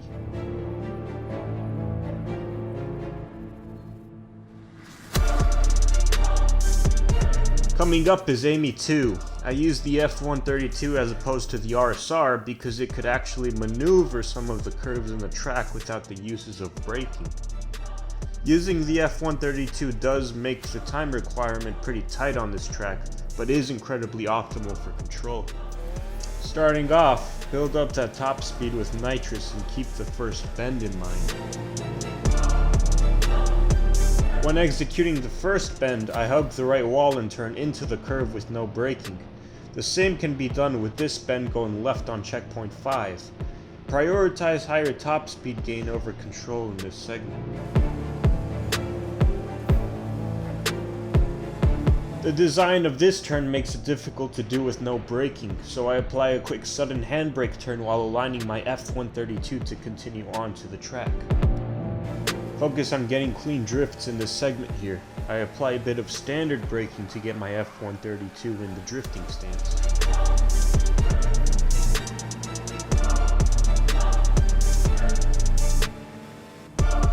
This segment here should be done with no braking. Focus on raising that top speed and subtly hug the right wall where needed. NPCs will spawn in this straight. Keep a keen eye on cars and trucks that spawn in both oncoming and incoming lanes. You have to sway left and right to avoid them without collision. On this longer curve, I turn into it while then applying a minimal amount of standard braking to get a short drift going. This curve here is mostly straight, yet it is curved enough to the point to where you can't merge onto it without braking, so use your brakes very sparingly here. On the next three curves, simply focus on getting a sharp enough turn into them while also nailing a drift. Remember that you don't want them too wide. You can save a second here by hugging the left wall, then turning right and going straight down into the road rather than executing two separate drifts here. The rest of the track will feature a majority of straight segments. After nailing the next curve, build up top speed to the highest it can possibly go. We'll use what we picked up both in Spike 6 and Amy 1. Remember to keep on to the best line.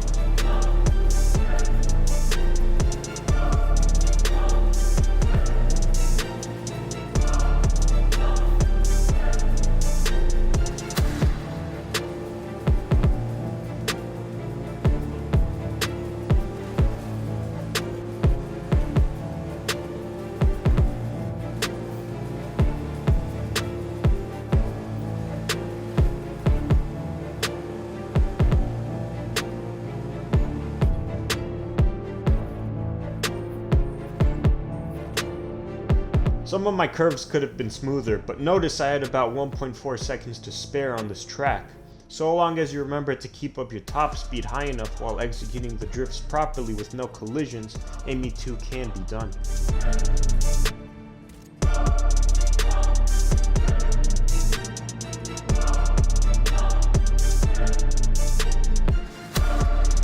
Up next is Amy 3. I'll be showcasing this with the F132 since it's heavier on the curves.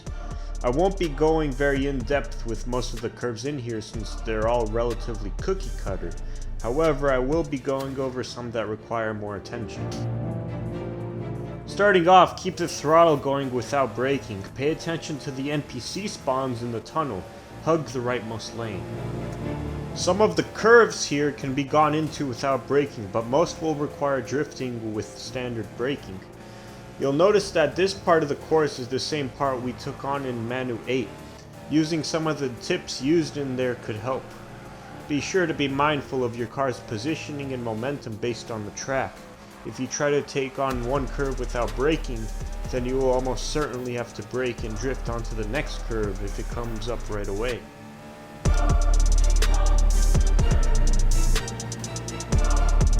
Build up top speed at this point while avoiding the brake. Make note of the roundabout turn coming up. It can be turned and merged into with just a slight use of the standard brake.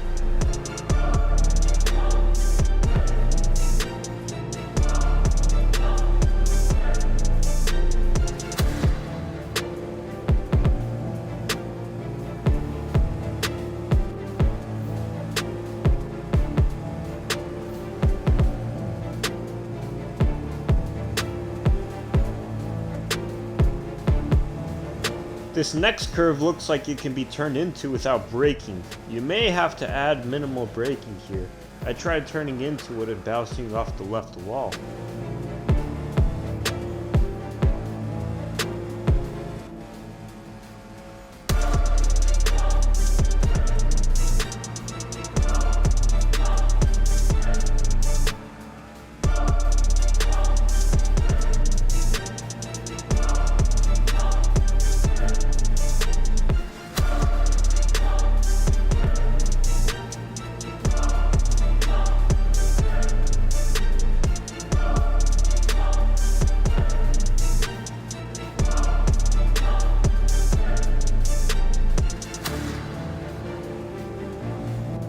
I'll make a special note of this next sharp curve here.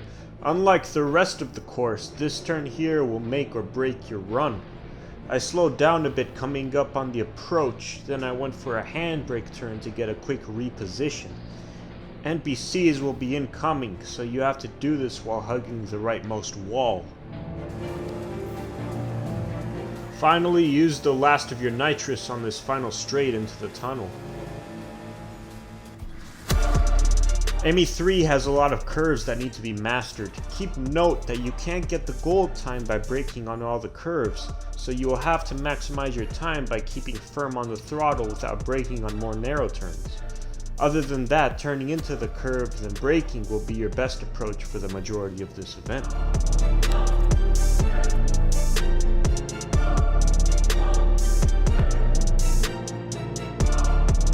We'll be going in our first drift event of the series, starting with Amy 4. This is the second and last Gymkhana event. I used the same drift build as I used in Manu. You are more than welcome to revert back to Manu 1 and check it. Starting off on the race, I immediately start working on my drift chain. If you notice, I stay on gear 2 on these wide roads, and I will be doing so for the majority of the race. I prefer gear 2 because I can attain quicker chains with less road used off the best line. So long as you keep swaying and drifting from left to right, these chains can be properly executed. When coming up in this construction segment, you'll want to maximize your score by taking advantage of the open parts of the road available here.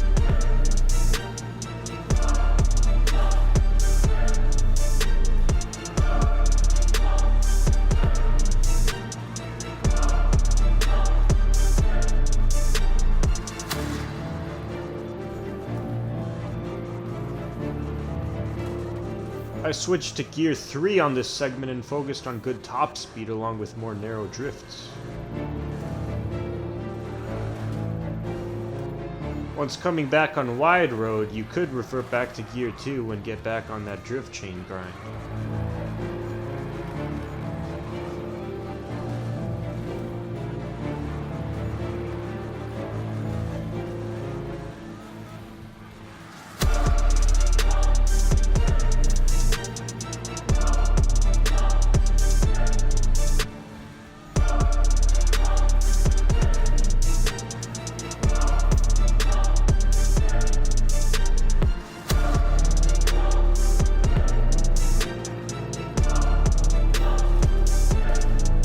If you happen to have a few small bumps, don't worry about it too much. So long as you get back on track and regain that speed, you should be fine. This track is pretty tight on time, but you could afford to make a few mistakes here and there.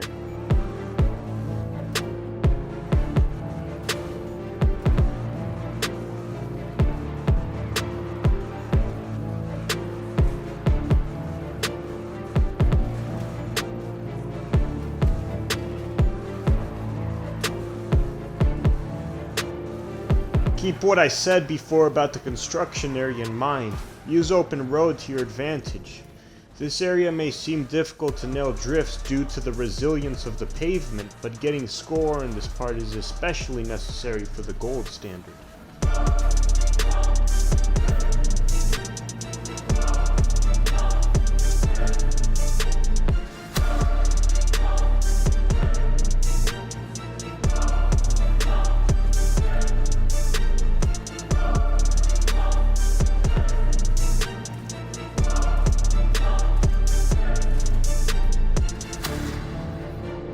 If you manage to do Manu 8 before this track, this should be no problem to do. Your priorities should be maximizing score on roads via drift chains. The less collisions you have, the more likely you'll hit the finish line before the time expires.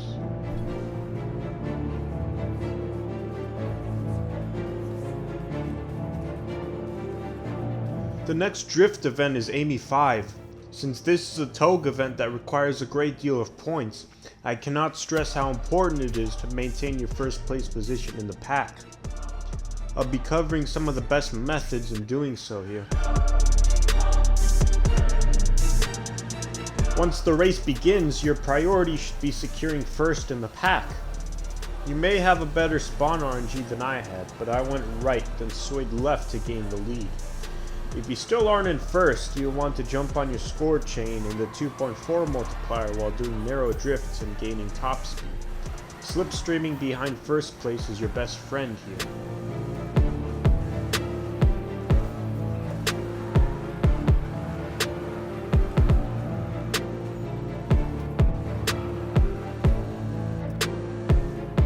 Once you secure first, you want to do your best to maintain it, as this is where maximum score opportunity comes into play. The best way to maintain first place is by doing narrow drifts, maintaining your top speed and blocking off incoming rival NPC paths by staying in front of them. If you notice, I switched to gear 4 on every straight I encounter in order to maintain my lead in the pack. You'll want to revert back to gear 3 in order to maximize your wider drifts while keeping a strong top speed. On this long straight here, you definitely want to drag out a top speed of 4 as high as you can.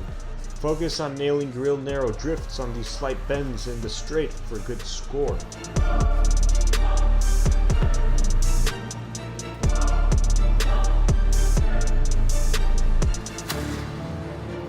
Switching back to gear 3 while coming up to checkpoint 12 sets you up for wide drifts. Keeping gear 3 for checkpoint 13 will also maximize your half roundabout score chain. I pop in gear 4 for this short straight here, then repeat as before.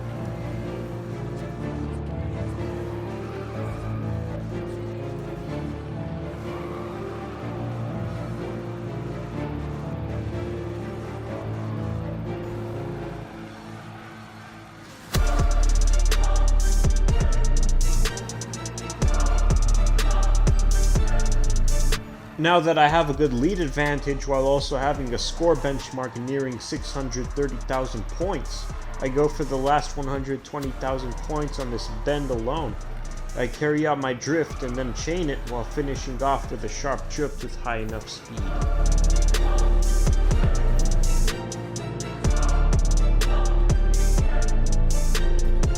This is a pretty demanding togue event, but it can be done with practice. Maximizing your speed on narrow bends and straights while maximizing score on wide drifts will be your best friend.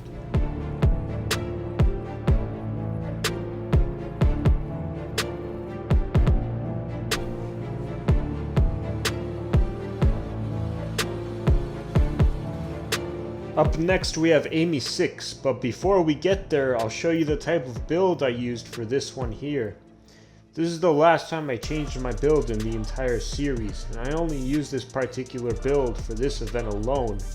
I refer to this one as my max slip build because it has very little control and the car easily slides just by barely tilting left and right while sped up. Over here I go ahead and swap out my extreme grip tires for extreme drift tires just to gain more slip stats. Amy 6 is pretty demanding on its time. I've been noticing that I've been taking up some time in drift animations, so I made this build here to spend as little time as possible turning during edges. This max slip build also greatly helps on the curved and narrow segment we have to take on in the race. My suspension tuning stays the same. Let's see how this build does in the course.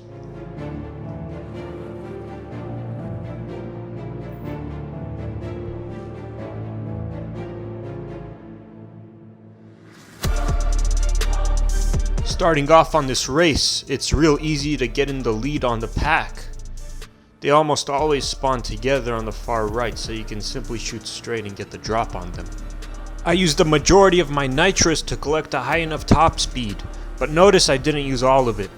I'm using some in small bursts throughout this straight segment while saving at least 25% of my gauge for any times I would happen to slow down on the narrow curves. I can't stress enough how important it is to maximize your top speed and maintain your gear 8 on this path. To save the most time possible, anticipate the upcoming curved segments and hug the leftmost part of the road to gain leftward momentum.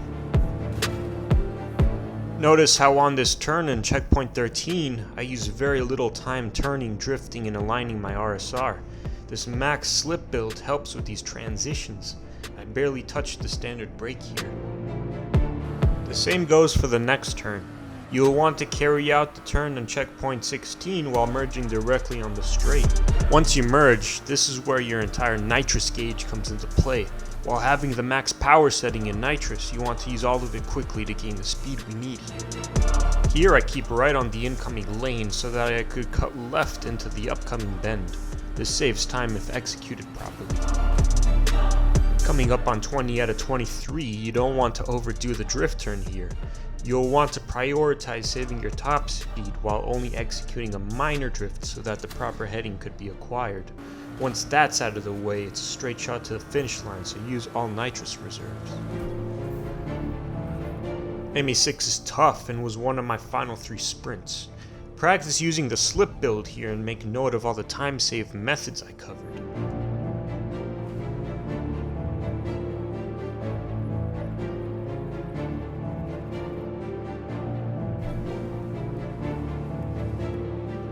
Up next is ME7. The drift build is the same. I start to the left of the road when the event activation is prompted. You'll notice that I spawn in to the left of the pack. Because of that, I'll be able to forward boost and gain lead right away. Once started, don't hesitate to use some nitrous. Merge on the first bend and immediately start working on your drift score. The bends on this freeway structure is a must for score. You'll want to maintain lead for the entirety of the event, so keep an eye on the pack as well as your speed.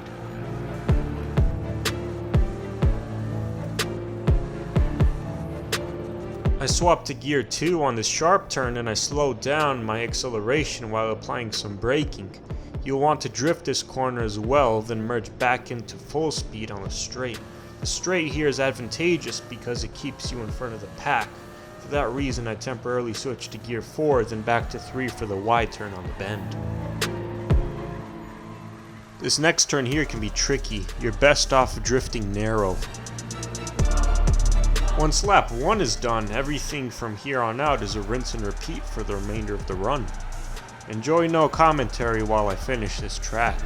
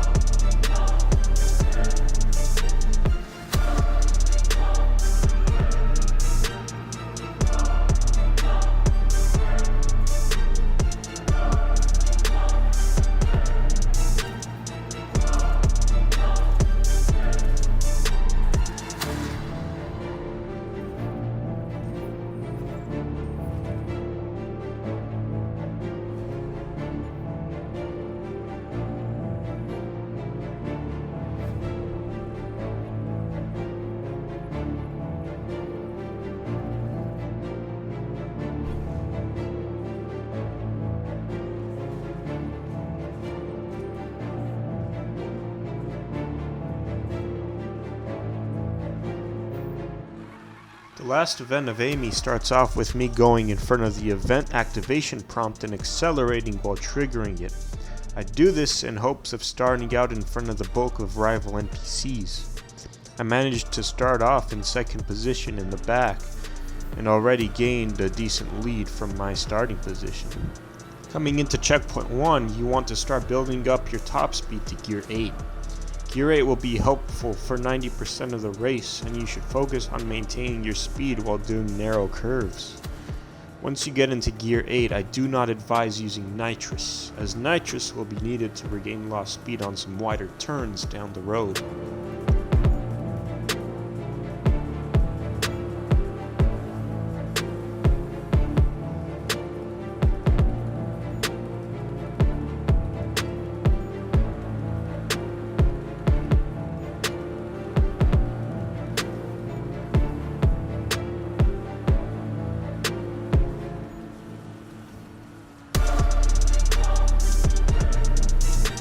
Be mindful of NPCs in this bridge area. There could be NPCs on both lanes. I advise going on the oncoming lane as it is generally safer. This curve here should break your gear 8. This is when the nitrous reserve comes into play.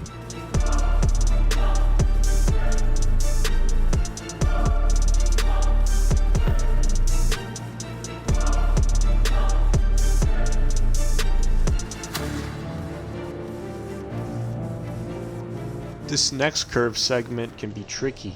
I hug the right wall, then I turn into the curve, then initiate a standard brake drift. It slides me in the proper position. The next curve should be controlled to a greater extent. You will want to cut right and hug the rightmost wall while making your turn. Use nitrous to boost up that final speed a bit. Smooth execution is key to nailing a quick time in AMI 8. You can't afford collisions here. With the AMI series out of the way, we'll plunge straight into Robyn. Let me know what you guys think about AMI events down in the comments section. Was AMI 6 one of the hardest sprints? And were the drift events in AMI harder than the ones in Manu? First in the Robyn series, we're starting off with Togue. If you'd like to see the full Robyn series without freezes, splits, interruption, or commentary, click the link above. Once you start the race, you immediately want to head into Nitrous. This event here is tight on score, so getting to and maintaining the maximum score multiplier is the main priority. You're going to want to surpass some of the NPC rivals in these first few bends while also focusing on nailing some drift score off the bat. Minimize collision chance by drifting along the rightmost wall while accruing score, and focus on speed during these earlier straight segments. You're going to come up to this bend on checkpoint 4, then hop onto the straight going gear 4 to gain the lead of the pack. From this point on, you want to maintain a relative distance, so keeping up your speed is essential here.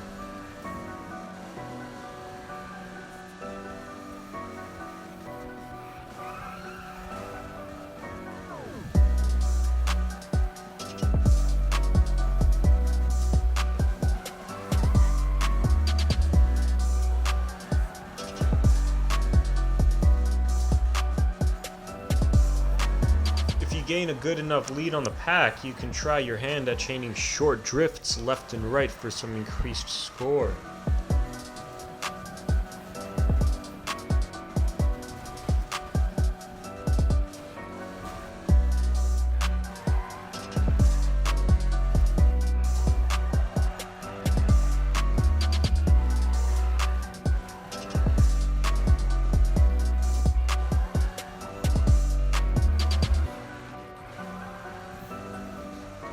If you ever find yourself losing the lead like I did for a brief period of time, make sure to regain it back as quickly as possible. We will be needing both the open road as well as the maximum multiplier to carry out the rest of the event.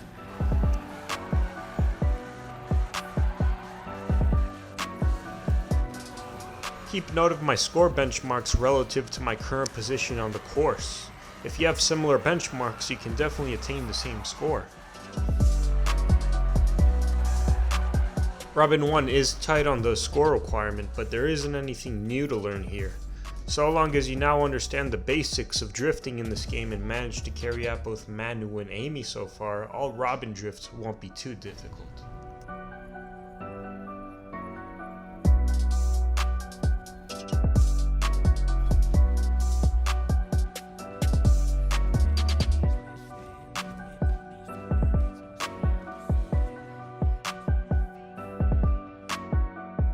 Coming up, we have Robyn 2. This track may seem very familiar as it is the exact same track we took on in Manu 5, Clamping Down. However, the rules are different now since we are doing a drift train event. Once the race starts, immediately start focusing on a short drift chain as you can still gain enough lead on the pack to catch up. Don't miss any score opportunities. What makes this event particularly frustrating is the conditions of the drift train itself. You can get a bunch of practice drifting this course, but what it ultimately comes down to is how lucky the RNG of your run goes. Rival NPCs tend to segregate from the rest of the pack by colliding with street NPCs, which affects our score in the long run.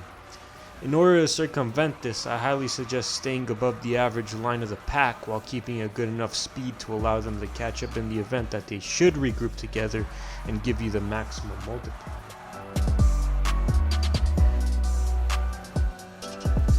You want to make the most of your relative position in these straight segments and work up your top speed if necessary, but at the same time, don't forget to do some narrow drifts for score.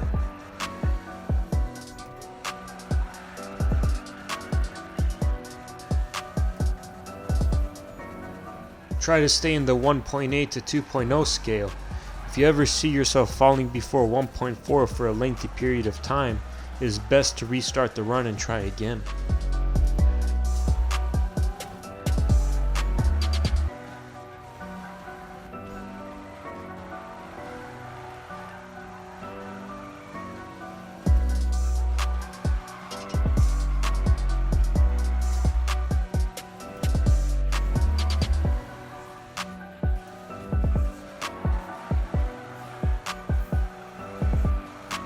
Notice my position in this segment here.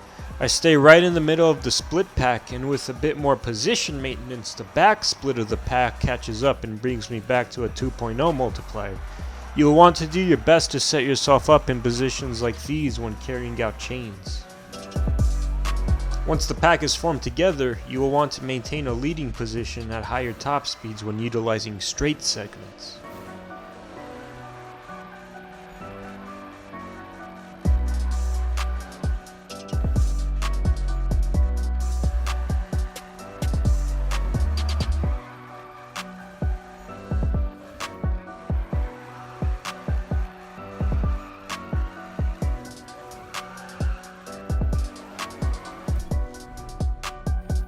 Robyn 2 can be frustrating, but don't let the randomness of spawns get the better of you. Make the best score chain you can while staying on top score multipliers.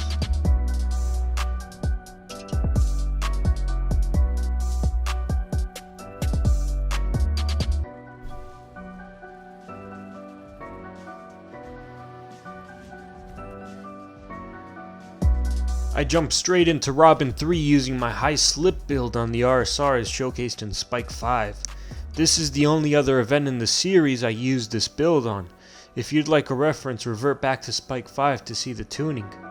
This track is real tight on time, but I was rewarded with a few extra seconds to spare at the end since I managed to pull off a good run. This slip build will be essential to executing quicker turns on drifting segments. I'll go over those in a bit. Over here you want to focus on more narrow drifts. Use as much speed as possible and keep turns tight for maximum time save. Coming into checkpoint 6 until checkpoint 8, build up as much speed as possible while also maintaining control. You will not be wanting to use any braking in this part here.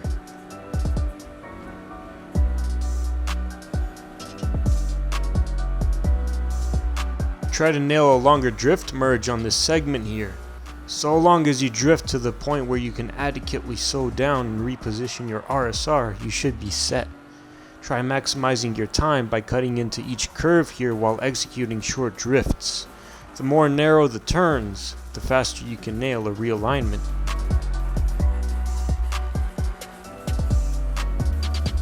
From this point on, it's a rinse and repeat of the track. You will have wanted to accrue some nitrous reserve so you can get to checkpoint 1 promptly.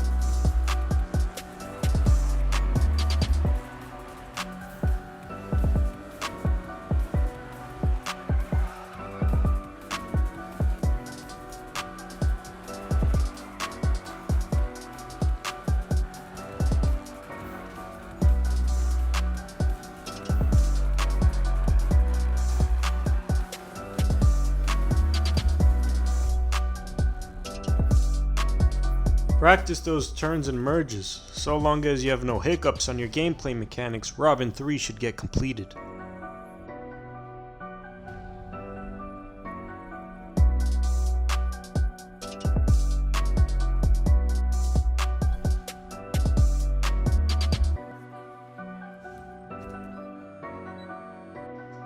Getting into Robyn 4, you should have noticed that this course is very similar to the Amy 5 Togue event completed previously.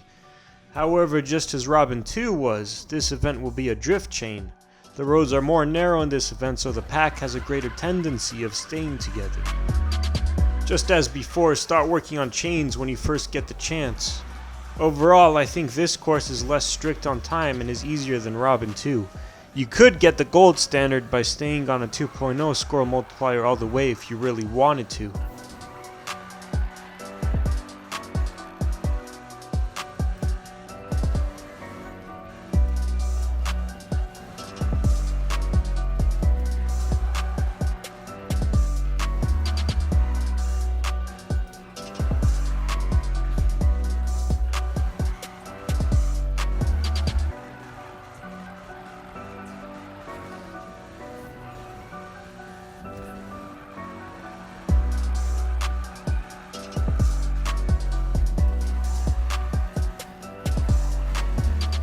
The general playstyle goes the same. You can use some narrow segments encountered here to gain an upper position on the pack. You're also free to secure a better position in straight roads.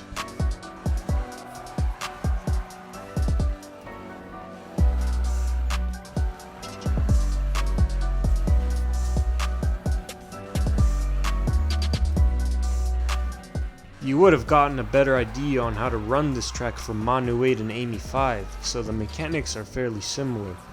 You just won't be prioritizing much top speed all the way through since this is a drift train.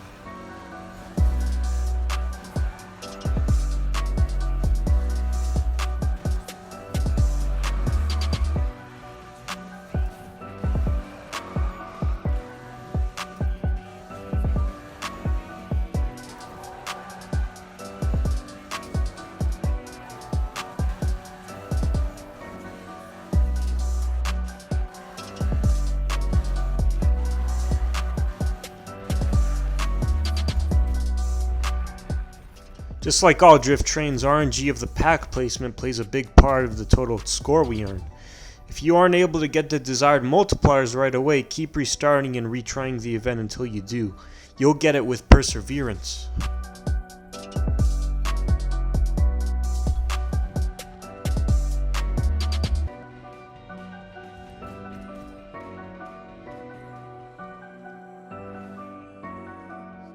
I'll be taking on Robyn 5 using the RSR with the control style build. This is the very first build I cover in the Spike series and is the only other build I use in the Robyn series. Robyn 5 has an incredibly tight time. While we're mostly faced with straights, there are two curve segments that pretty much make or break your run. They each require great precision. As you make way the straight in the starting segment, keep the bend at checkpoint 6 in mind. The best way to go on about this bend is by hugging the rightmost wall and executing a more narrow drift alongside it. You will have to brake your gear 8 for this segment as good control is key. This next bend is smaller and sharper than the last. While making your way on the straight at high speed, you're going to cut right into it a bit early on while trying to execute a drift that merges onto the preceding straight. At this time, building your top speed at gear 8 as quickly as possible is pivotal for your time. You will have to raise and maintain your gear 8 until the final bend into the finish line.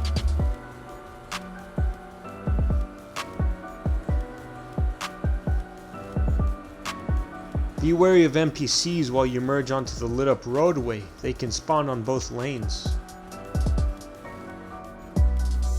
Coming into this bend at gear 8, you're going to bend right while holding the standard brake in order to drop down to a lower gear and go into a drift animation.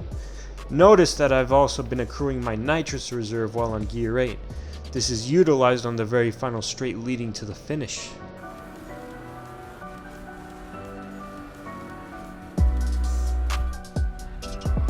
Robyn 5 is demanding due to the importance of nailing the two bends I mentioned. Don't get discouraged if you find yourself bumping on the walls a lot during these turns. Find some time to practice them and finally nail them flawlessly when doing the event.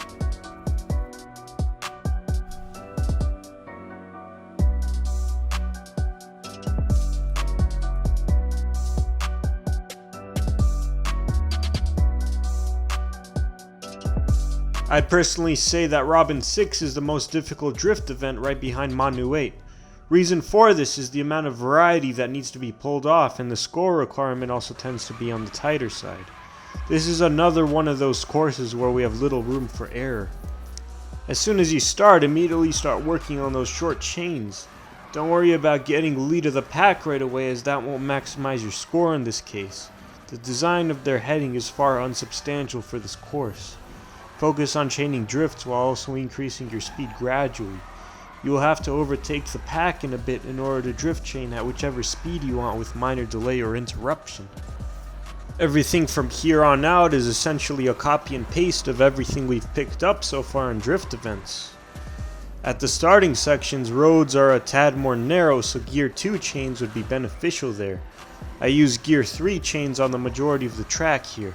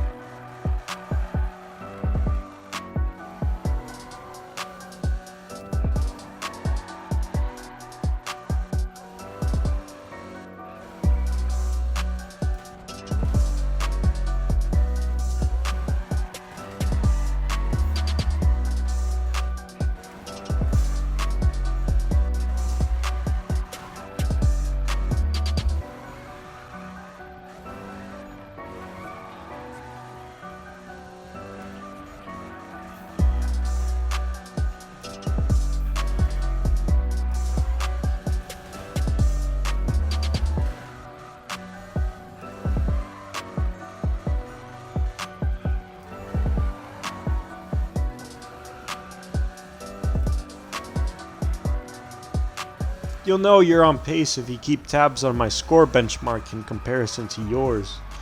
Establishing a set score on certain parts of the event is a great tip and tool to use.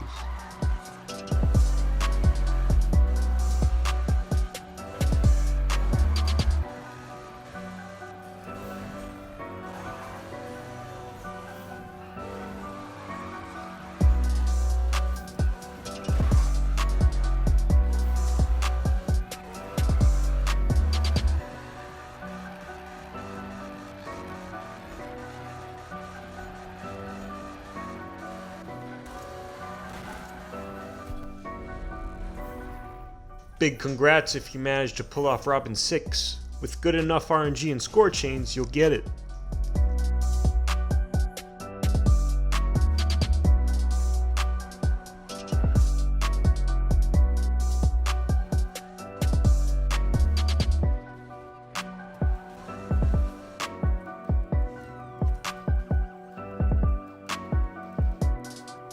Robyn 7 coming up. This is more of a fixed course, so we will be rinsing and repeating on every lap. NPC spawns seem to stay at a similar rate, however score is tight. Robyn 7 has a few drift opportunities and straights leading up to them, so the whole objective of this event is to maximize your score on curves and build up a high top speed on straights so you can get to the score opportunities as quickly as possible. This turn is tight, so you want to do it while on Gear 2. It requires some practice, but once you find a good median of button sensitivity for this specific curve, you'll be able to execute it every time without bumping into the railing. That's exactly what we need for the gold standard. This next drift doesn't need to be wide, so make sure you come in narrow. Once we come along this straight on the right, you can execute some narrow drifts while gaining gradual speed to do a wide drift on the bend. This straight here is a great opportunity to go on gear 4 and accrue a maximum top speed. Everything from here on out is a rinse and repeat. Enjoy the rest of this track without commentary.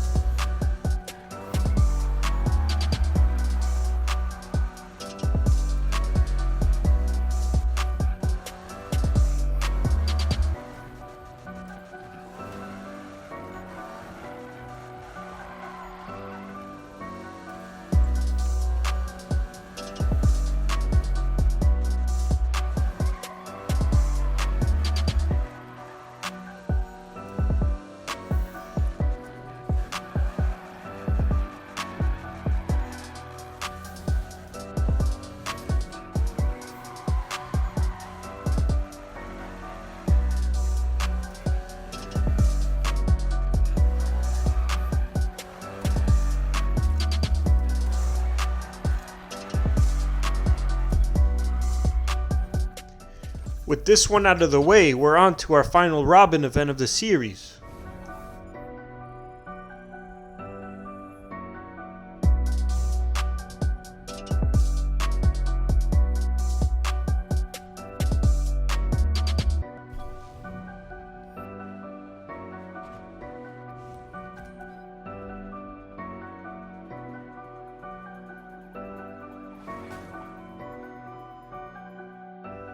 This year is going to be our last drift train. All the methods explained on previous drift train events will be used to the best of your ability here. This track varies from wider roads to more narrow roads. You'll find yourself struggling to catch up in some segments, while other segments will be easier to take the lead in. Coming up in this first part, I actually went to gear 4 and took the lead in order to set myself up for some gear 3 drifting while having the pack merge onto my position. You want to do your best here to keep lead while drifting in gear 3. Having a score multiplier of 2.2 and up is dire on this part.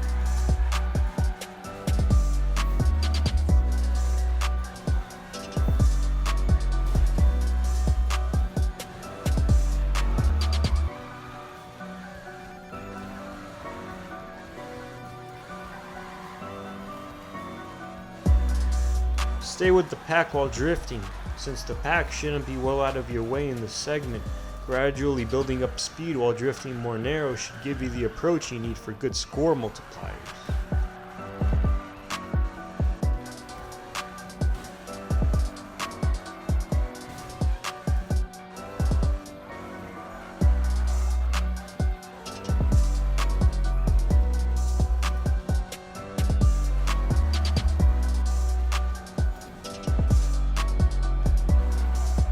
Coming up on this narrow segment, our strategy changes a bit. The pack tends to slow down here, however separation of the pack is likely to occur here. If you ever find yourself in a situation where you've fallen too behind, then you must focus your attention on position gain. Be very mindful of incoming NPCs here and there, as they can collide you coming in from the incoming lane. Collateral crashing is also very likely because of this.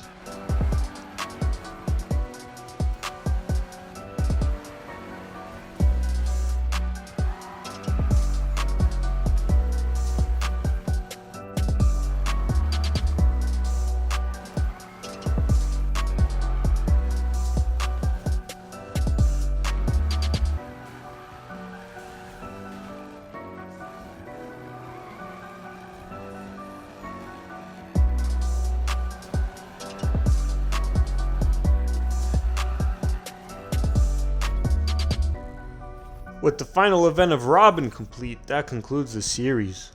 Let me know what you folks thought of Robyn events in the description below. I'm still quite curious to see if you think Robyn 6 is more challenging than Manu 8 because I've seen mixed opinions. The upcoming Travis events have a variety of sprints where we'll be using the F-132 on tracks. Travis 1 can cause frustration, but the key takeaway from this course is using the least amount of braking as possible while staying more narrow within lanes. If you prefer to see this series without cuts, freezes, or commentary, click the link above.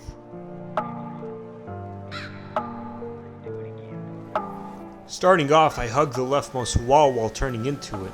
I follow along with half of my nitrous gauge without applying any brakes. These next turns are our cookie cutter drifts. Turning in with the F-132, apply a minor bit of braking to get the drift going. Use the nitrous here sparingly. I'm saving a small amount so I can accrue a good top speed before I completely merge onto the upcoming straight segment.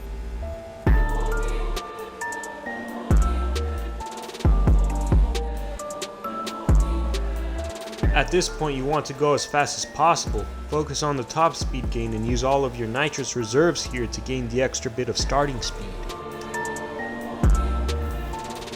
Coming up on this sharp turn, I slow down a bit with standard braking, then I apply my handbrake. I do all of this without letting go of the throttle. The upcoming minor realignment is important. I hug the right wall, then I cut left into the track at the proper time while applying a very small amount of braking.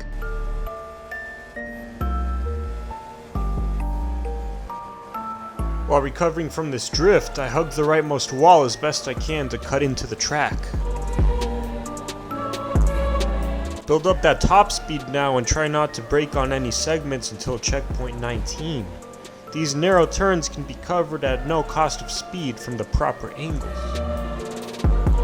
Once 19 is passed, all that's needed are 2 drifts from a little braking, then full nitrous on the straight into the finish line.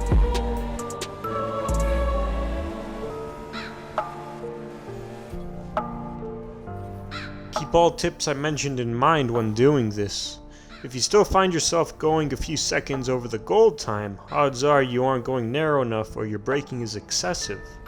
Stanley gave me a good bit of trouble as well.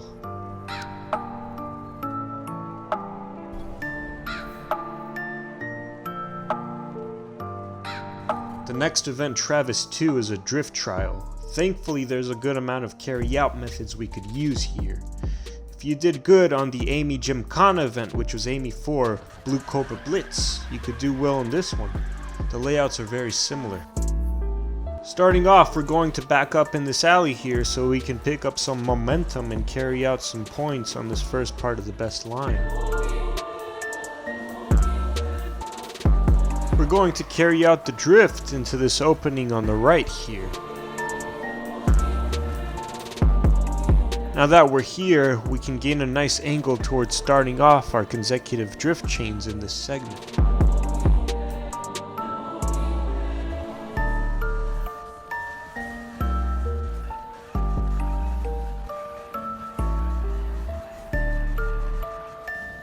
Just like in Blue Cobra Blitz, I stay on gear 2 here so I can chain some quick short drifts, which allows me to maximize my score and minimize parts of the road and best line used.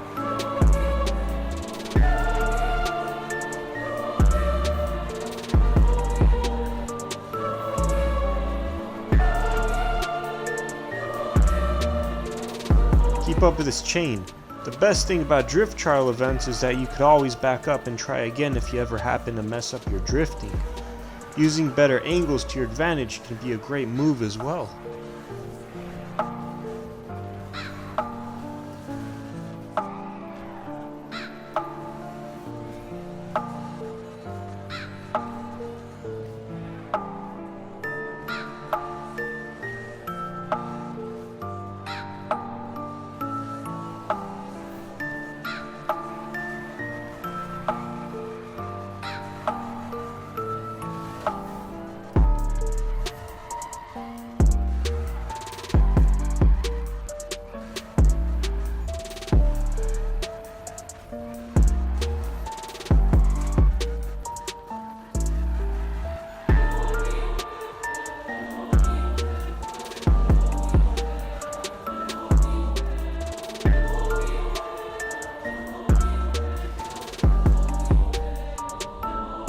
If you completed the drift trials in order, it is now safe to say that all of them have now been completed in the stack.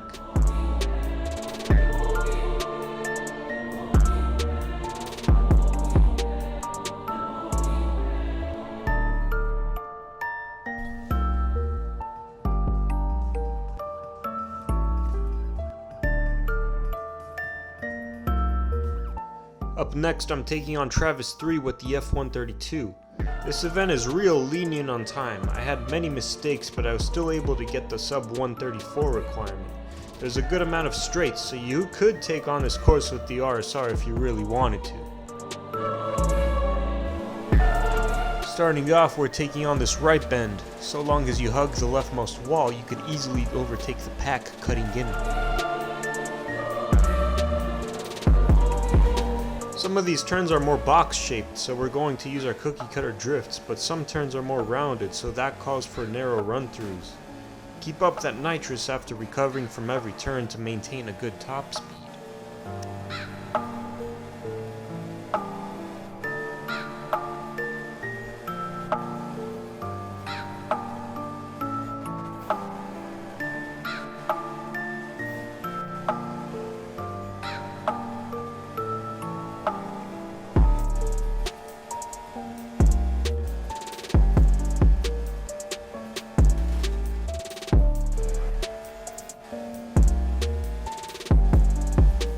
I try cutting into some corners to dial down my time when I can, but no major time saves are needed. Always look for the more narrow path on the best line.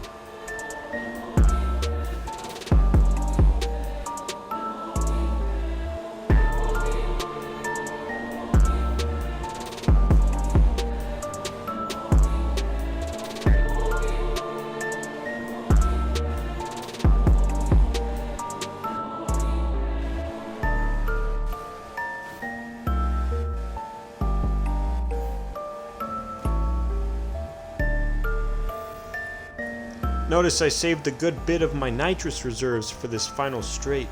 This is most recommended to do after recovering from that final curve. I hug the left a little so I can get an absolute straight positioning to the finish. While the time is lenient, this course could provide to require a bit of practice. Overall, I know that you could easily gain the gold standard for this course.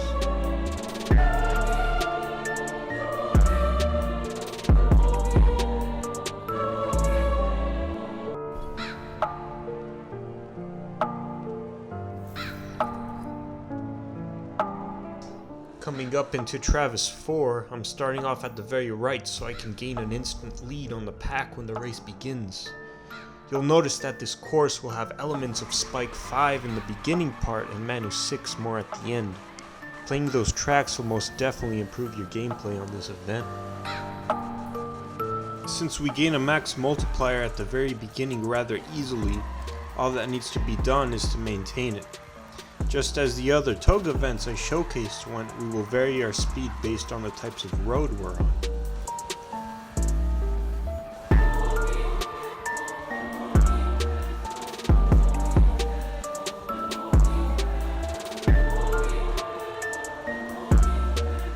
Jump to gear 4 and accrue a higher top speed on this straight here.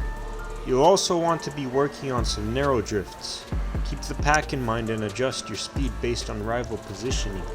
You could afford to have one rival surpass you for a short while, but you'll want to overtake him to regain that maximum multiplier.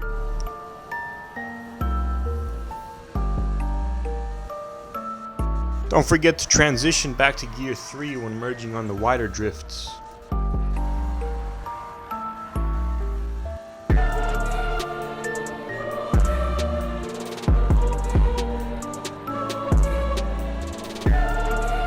Since this road here at checkpoint 12 is a bit more straight, you can accrue that top speed onto gear 4 and focus on narrow drifts.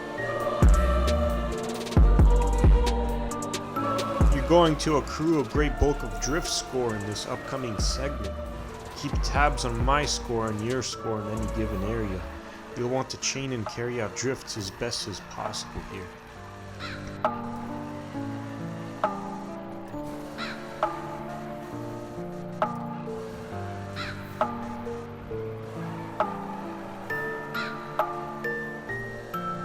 Be mindful of NPC spawns when traversing the tunnel.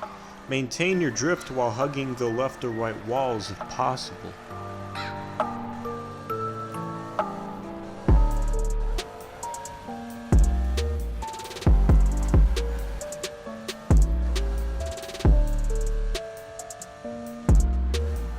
You should be familiar with this next area from Manu 6 push upstairs. Use the same mechanics here to maximize your drift score.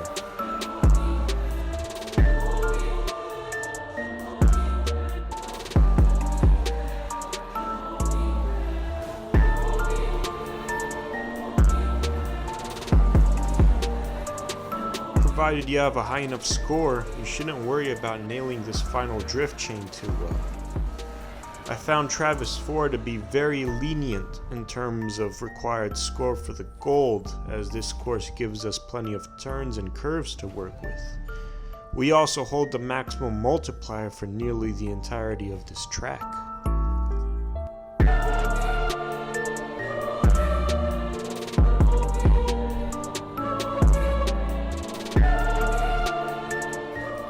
We'll be taking on Travis 5 up next with the Customs F132.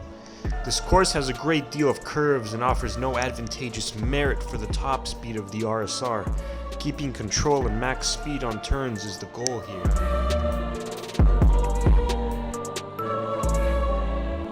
If RNG is on your side, your starting rival spawns should allow you to gain instant lead. I hug right, then cut left into the curve, then finally release my nitrous, extending my top speed on the straight while hugging the right wall to gain lead. Be mindful of NPC positioning and adapt where necessary. Gaining a collision-free lead will merit you the most time save.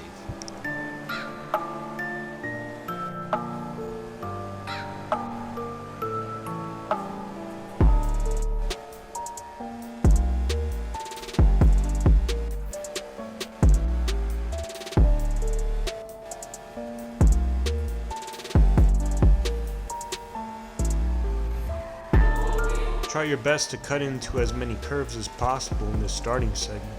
Time is incredibly tight here.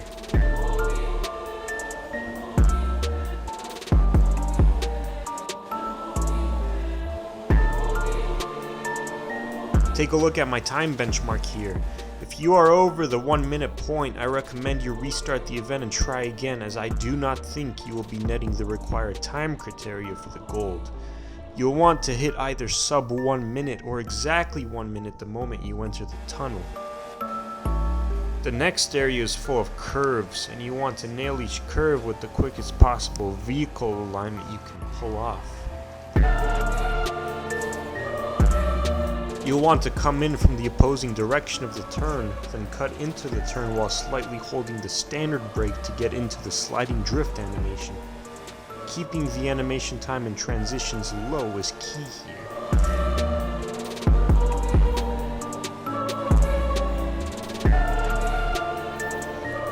Once you get past this segment, you'll notice the final turn from Robyn 3 Fish Out of Water.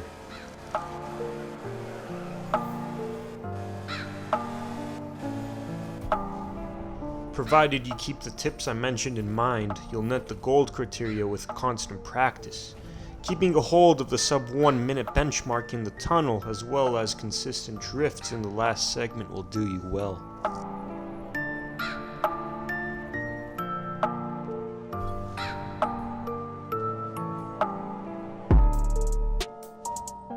Next event will be a 2-lap circuit race that features similarities from Spike 3 turbo ducking. Roads are wider here, so you could use the RSR if you wanted. I decided to go with the Customs F132 again for better control on the curves. Once the race begins, you absolutely want to prioritize gaining that lead on the pack. You'll want to build up your speed gradually and hug the walls which are less occupied. Cutting curves here where able and using some nitrous on straighter roads will allow you to get the drop on NPCs.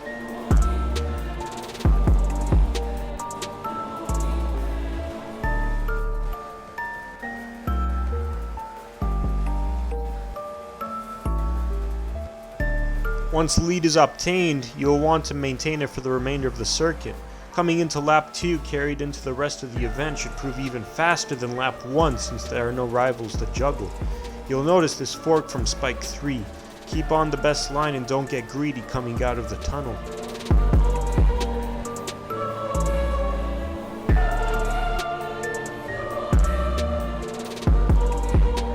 The only threat to your run now are police spawns. Keep a watchful eye on them and get ready to adapt in the instance of spawns.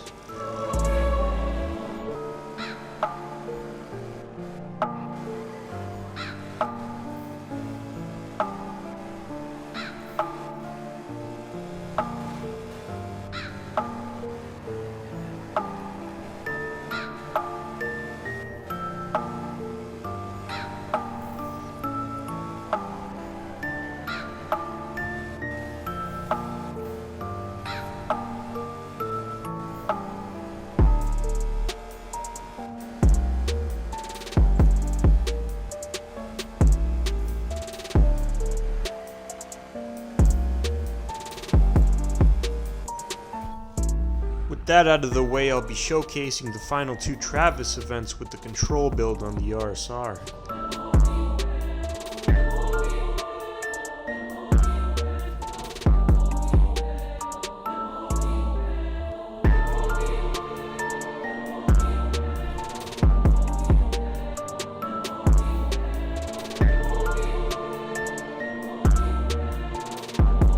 Coming up on Travis 7, this course has a lot of particular curves that we'll need to carefully execute with the RSR.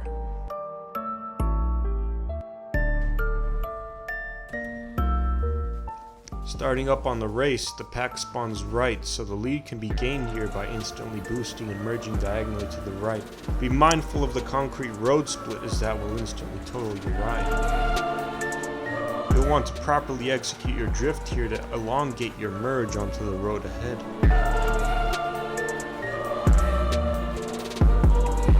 Properly execute the turn here as well to gain a solid heading on the track.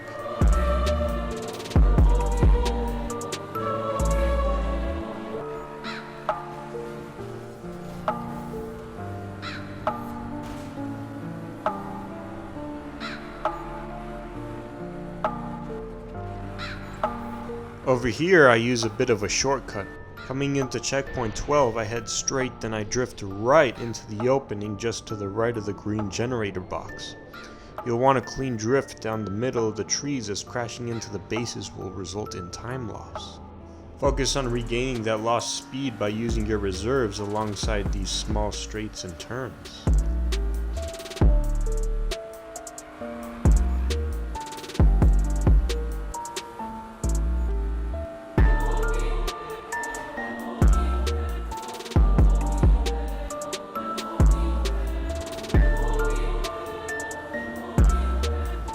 Once you head into checkpoint 22, you should have amassed a great amount of your reserves. This part is crucial as we'll be using all of it while taking on the straight to maximize our top speed to the finish.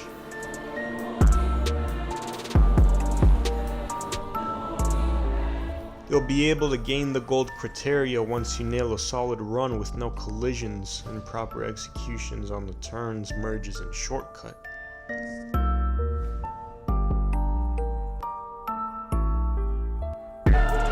The final event of the series will be done with the RSR.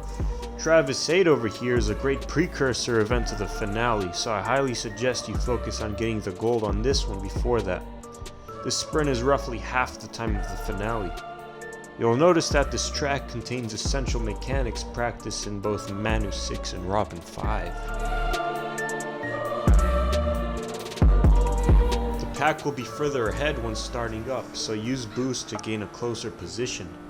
On the first bend, I cut left to secure first. Getting in front of the pack at this point will set us up with a good run, provided the NPC police and civilian spawns aren't bad. Be especially mindful on how you go about your drifts. The best drifts to use here are more narrow turns that can cut into the track itself. Going unnecessarily wide here will cause quite a bit of time loss. Always keep in mind that some turns don't need any braking at all due to their narrow structure. Taking proper precautions on the varied roadway segments is all key here. This course is tight on time.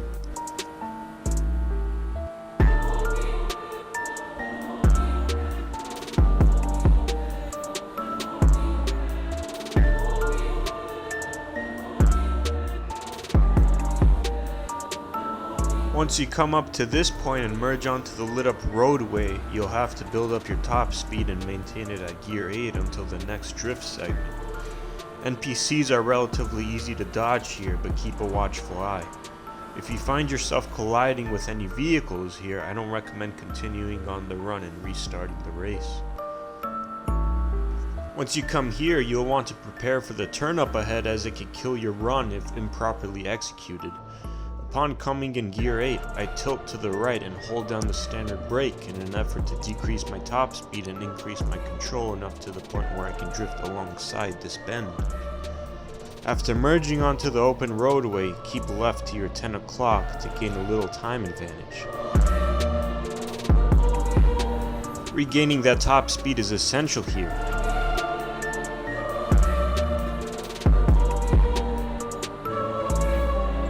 As mentioned before in Amy 6, be mindful of the wooden poles as crashing into them will end your run.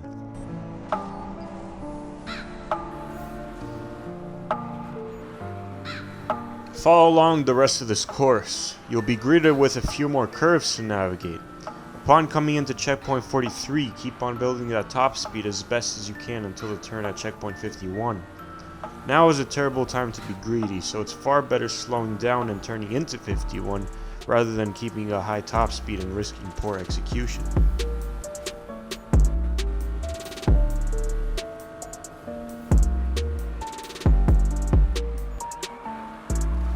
Once 51 is done, bear the same rule in mind for checkpoint 54. It can be quite difficult to anticipate 54 due to it being hidden from sight.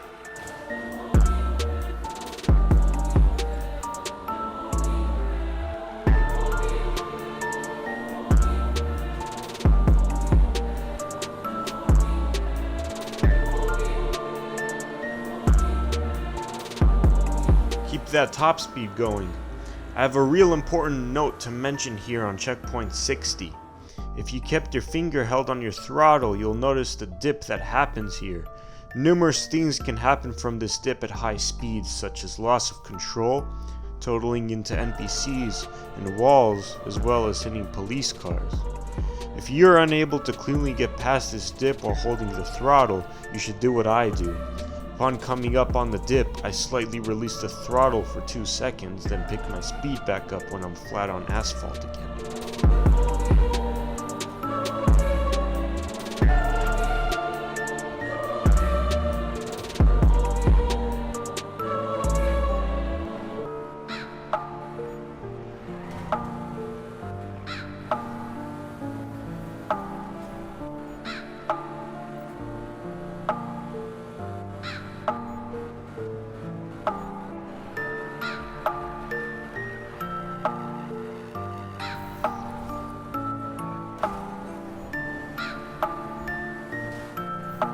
You'll recognize this upcoming part of the course from your attempts in Manu 6 Push Upstairs, as well as the earlier Travis 4 event Maximum Attack.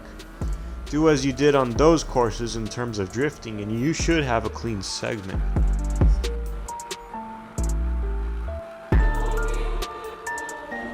Once merging on the straight here, nitrous into the finish. The final Travis event does seem to be hard, however getting good at this course is a necessity. If you manage to get the gold on this event, then I undoubtedly believe you are ready to take on the gold for the finale.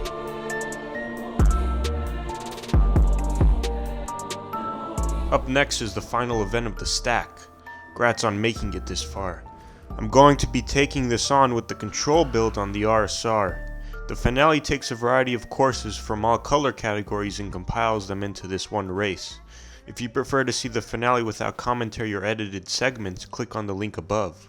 Upon starting, you'll notice rivals of the pack are dispersed. You should be able to secure first by boosting into a right wall hug. Your performance on this starting area constitutes how the event progresses. If you secure those turns and keep up that speed, you'll never give the pack a chance to catch up to you. Coming up on the drift on checkpoint 8, don't be greedy and think that you can nail a clean drift from a straight top speed merge. I stay safe and slow down in order to regain curve control.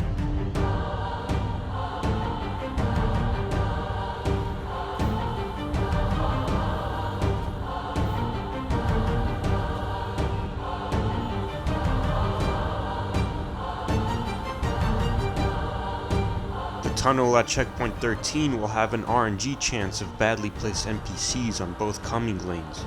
Secure the less occupied lane when traversing the tunnel. It's now imperative that you max out your top speed in preparation for the upcoming 2 bends. Try going as narrow as possible on this first bend in order to shave some time. Coming up on this turn, I actually managed to get to gear 8, but instead of slowing down and turning, I immediately tilt right and pull off a handbrake drift for a quick realignment.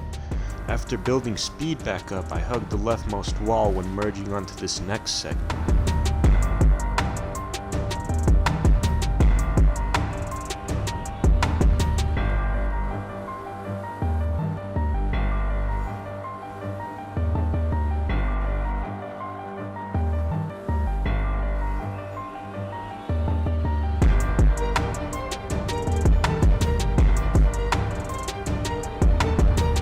Onto the road. After making your way on checkpoint 24, you'll notice that the track leads into the starting few segments of Spike 5 Torque of the Town. You'll apply the same fundamentals here: straight shots down narrow roads, nitrous on clear straights, and standard brake drifts on the wider bends.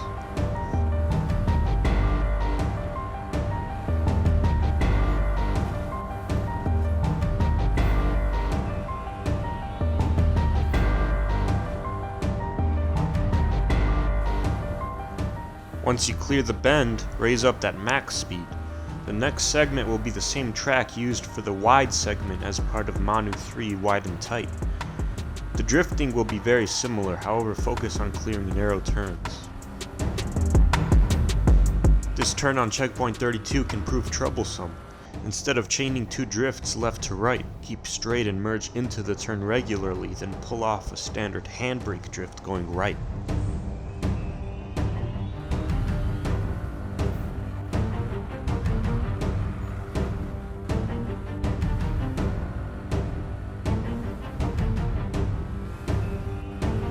Now you will merge into the course practiced as part of the last segment in Spike 3 turbo ducking.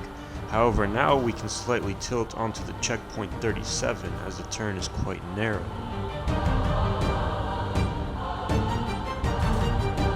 Once merging onto 37, if you remember Spike 7 CJ Tastic at all, you'll remember that this part of the course is all straights with very few narrow bends. Now is a great time to build up that top speed while keeping an eye out for all NPCs.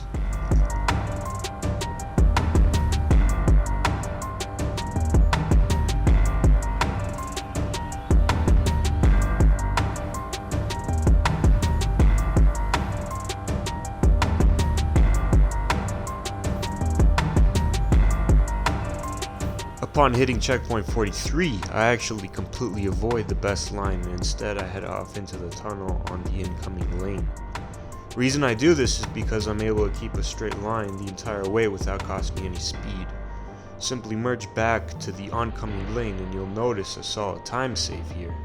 Since you raise the top speed to gear 8, you'll have to maintain it until checkpoint 53, as the path to there is an absolute straight. Since you'll be in the oncoming lane, NPC vehicles shouldn't prove too troublesome.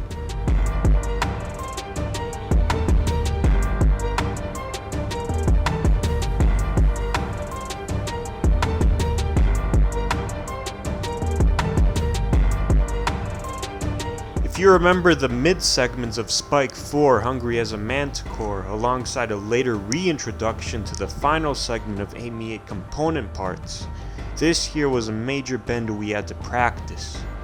As I mentioned on those, coming up on the curve, I pumped the brakes a few times to regain some curve control, then I slightly tilt right until the RSR goes into the drift animation.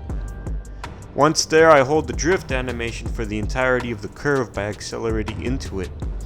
Ideally, you'd want to hold the drift for the entirety of the curve, but simply tap the brakes once more and get back into the drift stance if you happen to get out of it.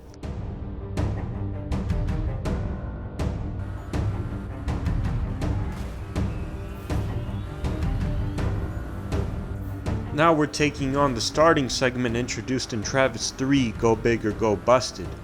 There's some straights to pull off here and be mindful of the quality of your drifts.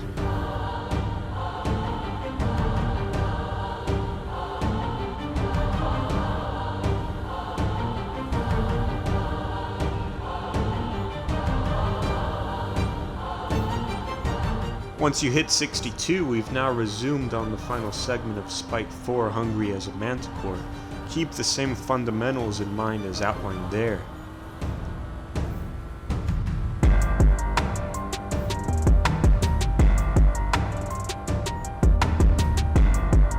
Elements in the tunnel stay the same. Hugging the left wall may be your best move due to inconsistent NPC placement.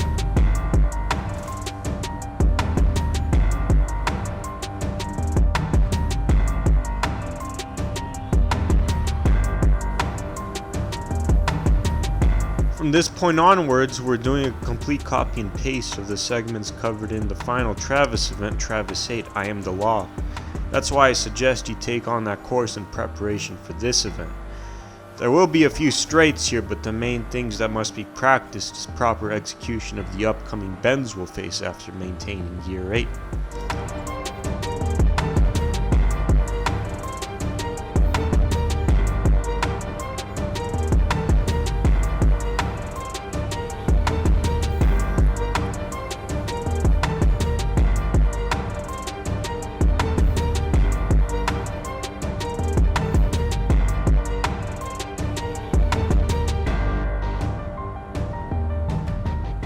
I execute this bend a bit better here than my Travis 8 showcase. The principle remains the same.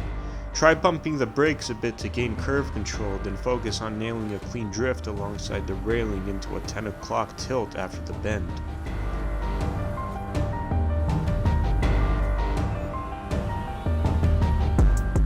Everything covered from this point onward is the same strategy covered in Amy 6, A Legend's Wheels.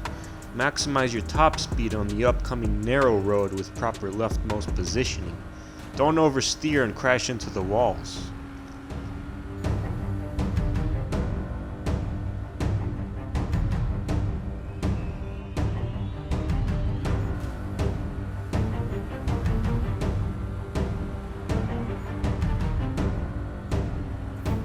The final part is your last stretch of the race and is exclusive to the finale. After drifting and emerging onto the straight, be very aware of the positioning of the road. It slightly warps to the right, so it isn't an absolute straight. Don't blindly nitrous into this, only do so when you confirmed you're in the clear. That does it, ladies and gents. Thanks for staying tuned for my NFS 15 Prestige In-Depth Gold Guide. All 41 events should now prove to be less frustrating now that they are thoroughly explained. This video took a few months in the making. If this helped you out at all, please subscribe so I can continue making more helpful content. All in all, leave comments below on what you thought about the stack and whether I may have missed anything important. Cheers. Whoa, brother. Nice work. That proves it. You are the star of Ventura Bay.